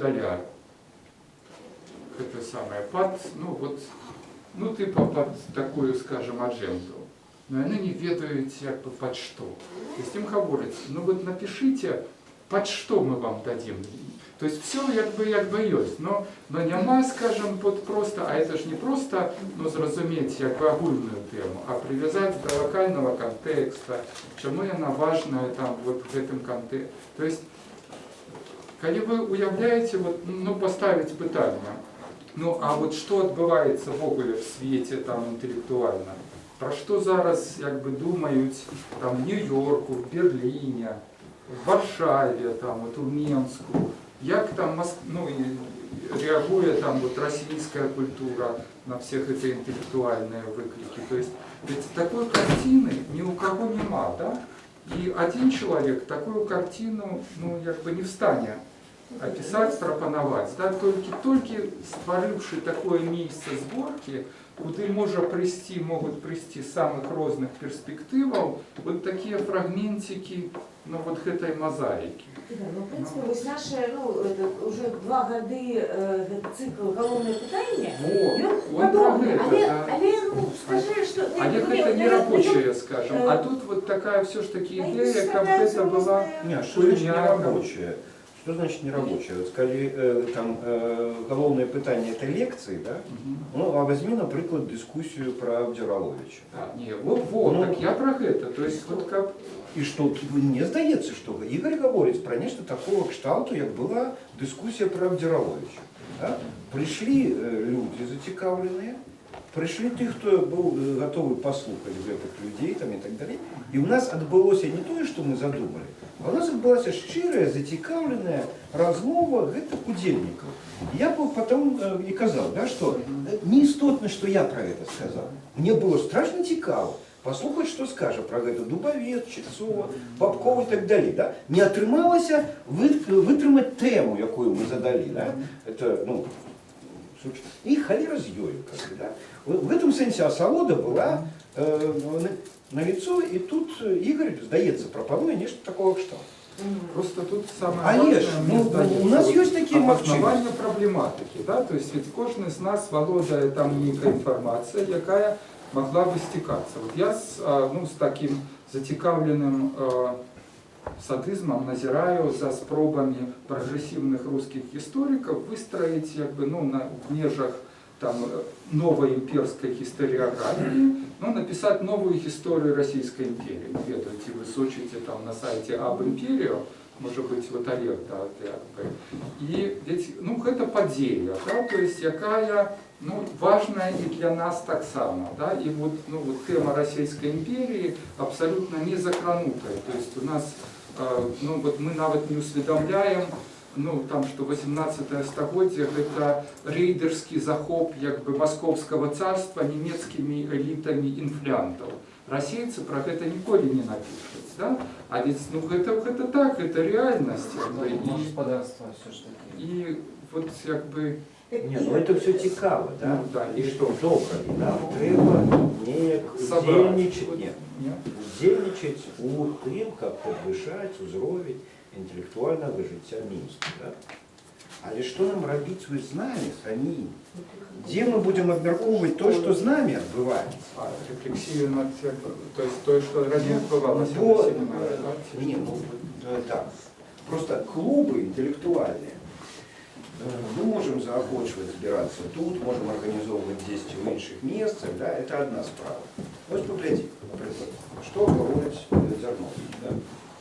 Він каже, у мене була задумка. Да? Задумка, палеография, там, пещение, что такое и так далее, на поглубление, на ускладнение, гульня на повышение. А до меня приходят люди и кажут, глупство это с твоими яйцами, там, это самое, да? Нам потребно вот это. И я, вот, как моя оценка того, что отбывалось в школе ВКЛ, это гульня на понижение. Олеж, она привабливая. И туда тягнутся люди. Я говорю, а навошта это мне? Я что, про этот палка створа в летучий университет? Я-то хочу на повышение гулять. Нет, я ничего не супреднимаю, да? Хоть это самое. И Олег каже, что отрывалось не то, что он задумал. И я кажу, что то, что я задумывал, когда обмерковывал с Олегом школу ВКЛ, тут, да, зовсім інше. Нічого подобного на те, щоб ми обмірковували, а ми казали, нам потрібна груповка спеціалістів, людей, які могли б вести з литовцями, поляками, русскими перемови, дипломатію по спречних історичних питаннях ВКЛ. Ну і в Білорусі. Да? Такі люди. А що відбулося? Відбулося стягування школи ВКЛ на потреби слухачів. На халеру той університет, який виконує послуги слухачам. Ясно. А можно я тогда минималистски, да, я просто подсумую свою пропанову. Тады моя пропанова просто минималистская, что мусить быть місце гульні, где мы все разом бы збиралися и где, ну, вот выпрацевали эту агульную... Ну, так, это мне подается, да, вельми актуальное, критичное питание.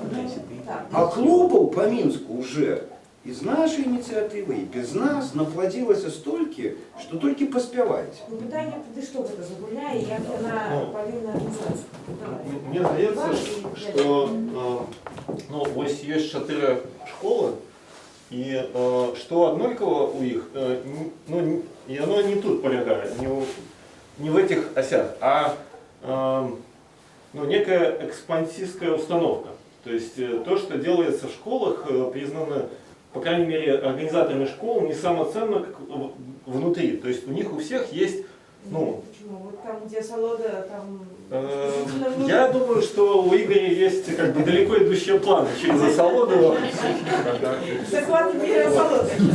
Я тоже понимаю. Так вот, ну, как я, по крайней мере, понял предложение Игоря, это сделать некий огонь, куда бы школы, имея свою вот эту экспансистскую установку, могли бы выходить, ну, потренироваться со своей, ну, скажем, построившись в линию и идти там с темой, с которой собираются идти потом в мир, и пытаться защититься перед всем, ну, университетом, перед остальными школами, испытывая, ну, как бы... Ну, давай пример разберем опять из школы ВКЛ, да. Вот они приводят Насевича, да, на занятия. Прочитали книжку, последнюю читали или какую? Нет, первую. Про вёску? Не, ну вот творение Початок, да. А потом будем читать. Ну, да. Вот они, например, приводят это самое на школу ВКЛ. Ну, классика, не классика, но одну из звезд, да, одного из звезд истории современной. Как бы, да. Если Саганович тут и так пасется, там, что-то выкладает, да, привели. И вот теперь, и что происходит с тем, когда один из ведущих историков страны приходит садиться на это место, да, и перед ним вот слушатели ВКЛ. Получится там огонь. Нет, так это их внутренняя, как бы, забава. Подожди, внутренняя.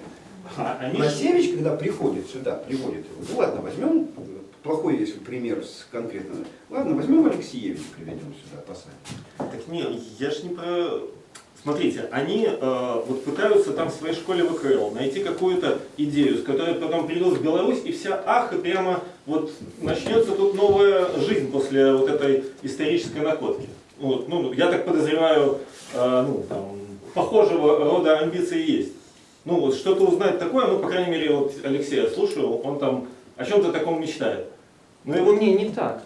Просто перевернуть явление. Ну, перевернуть, короче, все да. Перевернуть. И вот они вы там нечто... подготавливаете какой-то переворот, приходите на новый университетский семинар и пытаетесь перевернуть как минимум университетское сообщество. Прежде чем идти в большую Беларусь и переворачивать там все. Ну, переверните хотя бы, как бы, ну, местное сообщество. И вот, ну, как это, собственно, состоит из нескольких тактов. То есть подготовка вот этой интервенции, защита, как бы, ну, перед всем сообществом. Причем выставлять там... Кремлевский мечтатель, нет? Нет, я где-то примерно то же самое хотела и я предложить. Я, может быть, не на огонь, а просто как какое-то открытое занятие, но вот какую-то вот идею, концепцию вот школы вынести на общее вот обсуждение. То есть и я бы еще хотела, чтобы там не только преподаватель, вот руководитель школы, а вот в подготовке, то, о чем говорил Ваня, в подготовке принимали участие и слушатели школы. И вот чтобы они вместе все вот вынесли свое какое-то вот представление о том, что происходит в школе, на общее обсуждение. И тогда, в общем-то, другие слушатели других школ будут, по крайней мере, представлять, что там происходит. Я совсем перестал понимать. А на летних школах мы что делаем? То же самое. Ну, вот у меня есть глубокие сомнения не про то, что кто-то подготовится и вынесет, а что из всех остальных придут слушатели. Это вот, ну, потому что на Севич, по-моему, и еще было несколько открытых в рамках школы ВК, но, по-моему, никто, кроме школы ВК... Нет, проходили. Ну, но не из других школ. А, ну может быть, да. Ну, то есть... Так это не було так задумано, розумієш? От мне страшно цікаво було б, просто гэтая падзея сапраўды ад самага пачатку была задумана в межах школы, от Насевіч. Хаця можна таго ж Насевіча сапраўды як бы уявіць сабе, ну вот презентовать в межах всего. А у нас не было Насевича публичной лекции? Да, публично не было, но как раз Олег, и мы это делали как... Открытый семинар. Открытый семинар. Нет, я понимаю, что можно попробовать. Да? Правда, вот у тебя первая версия была, что есть общая тема, ну какая-то достаточно широкая. Это было самое шиковое. Я думаю, что это было бы лучше, чем просто разовые эти самые, да, чтобы это было в том числе... Как это, если уже спор, то спор факультета по поводу некого общего вопроса. Да? То есть по поводу какого-то поставленного достаточно широкого вопроса разные эти самые школы представляют. Но это не просто внести такую сапожную тему. Это еще вопрос темы. Может быть, все-таки по-другому подумать, потому что у меня есть небольшие сомнения, что такое мероприятие можно проводить регулярно и все будут на него так фанатично ходить. Может быть, точно не буду. Ну, хотя вообще бы хотел. Вот. Может быть, продумать все-таки, поскольку университет игры, продумать все-таки делать регулярные игры, ну хотя бы раз в год. И там уже каждая школа пытается как-то демонстрировать свой там образ мысли, образ жизни и так далее. И это будет формат, где действительно можно попытаться там помериться разными, по крайней мере, форматами мышления. Понимаешь, Павел, там тоже нужна тема, да, тема, которая... Ну, естественно, но одна как бы игра, это одно дело, а выдумываете себе тему каждую неделю или каждую неделю? Во-первых, каждую неделю и тему одну, которая, между прочим, если уже думать про формат, то можно было бы, если сформулировать проблему, да, то сделать так, что в конце года у нас игра, да, а, допустим, там, начиная с сентября, хотя бы раз в месяц у нас вот эти вот, выходы, да. Но я хочу, надо уже, наверное, заканчивать, потому что, да, маленькая деталь. Мне кажется, эта штука станет интересна, если вот на защиту идет один из участников не преподаватель, а ученик. И для преподавателя это такая как бы чье конфу лучше. Ну, то есть посылает лучшего ученика с целью как бы защититься и как бы да. Да, и организовать одни наслаждения общее, другие конфликты. Виолетта? Да, еще одна попытка схватить как-то вот это предложение Игоря заключается в том, чтобы сделать, то есть я это про себя называю некой такой хронической конференцией. То есть, мне кажется, можно брать некую общую тему на год и, почему конференция, например, почему не семинар? Потому что семинары сейчас в нашем университете, они как-то так выстроены, что у них есть хозяин, условно говоря. То есть семинары внутри школ, семинары, например, методологические, и там определенная интеллектуальная стилистика всегда задается. А вот здесь как раз ценность в том могла бы быть, чтобы сделать как на конференциях, когда конференция ведущего университета — это такое место, где нет определенной, жестко заданной, общей для всех интеллектуальной стилистики, они как раз встречаются разные. И вот здесь можно было бы сделать такую хроническую конференцию, действительно, и для того, чтобы люди туда ходили, то есть искать все-таки какой-то что-то, что их мотивировало бы. Можно сделать стандартную, формально стандартную вещь. В конце года должен быть издан какой-то сборник работ по итогам конференции. Там должен быть текст как минимум от каждой школы один. То есть это заставляет людей каким-то образом все-таки, мне кажется, включаться в процесс. И можно это усилить тем, что игра в течение года, которая будет проводиться, и конференция, которая, собственно, как событие уже, которое будет проводиться, они могли бы брать либо эту же тему, либо какие-то аспекты этой темы. Чтобы просто в течение года... Все-таки я не понимаю. Так, что нет? Если мы говорим о перманентной или хронической конференции, она тянется весь год. Да? Я имею в виду конференцию как... то есть я использую слово конференция, чтобы не использовать слово семинар. Когда я говорю хроническая конференция, это некое еженедельное мероприятие. От того, что вы грабли назовете... Она имеет в виду, что на конференции, когда, на самой тупой классической конференции, да, у этого самого, у выступающего есть там свои 30 минут славы. Он выходит и у нас... Слушай, мы годами уходили от этой идиотской, оболванивающей формы Да нет. академической жизни. Да я ж не про академическую жизнь. Про конференцию, где каждому дается отдолдонить свое, и сесть на я же не про это, А про Владимир что? Владимирович. Про такую же конференцию, как есть сейчас, как событие. Это время очень интенсивной так коммуникации, такое- но такое дослушайте есть. хотя бы. Ну, Каждый человек, который приходит на конференцию, вы знаете, вот если бы мы эту тему раньше обсуждали в течение хотя бы какого-то времени, мы бы могли гораздо более интенсивно и полезно провести эту конференцию. Так давайте дадим эту возможность. Чтобы в течение полугода, раз в неделю люди встречались и говорили про будущее, а потом еще раз встретились, и все, что они за эти полгода надумали, могли интенсивно, уже более согласованно и сцепленно друг с другом обсудить. Я хочу сейчас близиться к завершению, потому что мы уже долго очень... Да, вот еще Олег добьет нас танцем, и потом у меня есть для вас предложение. Мне кажется, Да. что сама-то идея хорошая, такую общую встречу провести в течение учебного года. Просто здесь есть очевидное неравенство. Я-то на многих семинарах, на многих школах бываю. Если школа Библии задаст какую-нибудь тему, то кроме школы Библии там никто ничего не громит. Если школа ВКЛ задаст какую-то тему, мы просто не дадим никому ничего сказать, потому что все у нас уже есть. А вот если расширить масштаб воспринятия речеизвестности и тему задать извне, не из университета, а обсуждать ее будут с точки зрения школы ВКЛ, с точки зрения школы Библии. То есть, но тогда это внешнее воздействие событийное, то есть какое-то событие, какой-то текст, какие-то, ну, допустим, вот как явление, ну, русский мир появилось, ты понимаешь. Это я пример. То есть вот тогда это нужно просто иметь потенциал, иметь людей, иметь определенное время, и к этому времени обязательно успеть какое-то событие, которое можем препарировать и сделать выводы, и даже решение выработать. Идея иметь людей мне крайне симпатична. Тогда вот, я думаю, что нам еще можно эту додумать мысли про вот эту организацию общего пространства не только в рамках семинара, а вообще того, что делать следующий год 26-летник, к которому мы должны чего-то додумать. Но у меня есть сразу предложение по поводу вот этого, того, чтобы школы что-то могли вынести. Мы в сентябре 18-25 планируем Тыдень белорусского мышления.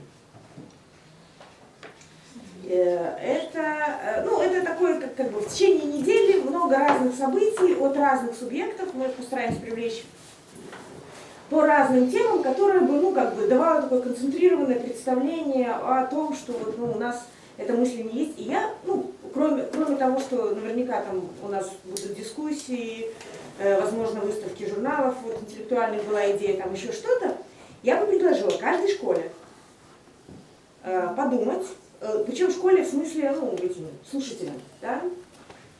Вот сейчас это полная ваша фантазия, либо какую-то тему раскрыть в форме, не знаю, танца, дискуссии, лекции, да, то есть подумать в этом смысле, в определенном смысле представить летучий университет уже в виде слушателей на вот в этом тыдне.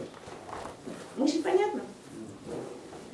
Формат можно додумывать, обсуждать, но это не, лучше не преподаватели, да, а какой-то, продукт, в смысле, какая-то мысль, которая бурлила в ваших школах, ее можно как-то вынести, да, подумав, как это оформить. Это был лист? Да, это про это был лист. Я спрашивала, там, где презентации мы пропонуем. Да, я спрашивала, что готовы предложить преподаватели. Индивидуально, да. А тут про школу идет. Я думаю, что это было бы хорошее с двух точек зрения. Во-первых, некоторого рефлексивного подсуммования, не только обсуждения, но попытки вынесения чего-то вовне, да? Того, что наделано, и какой-то совместной работы. А второе, это мои корыстные интересы, это отчасти презентация летучего университета.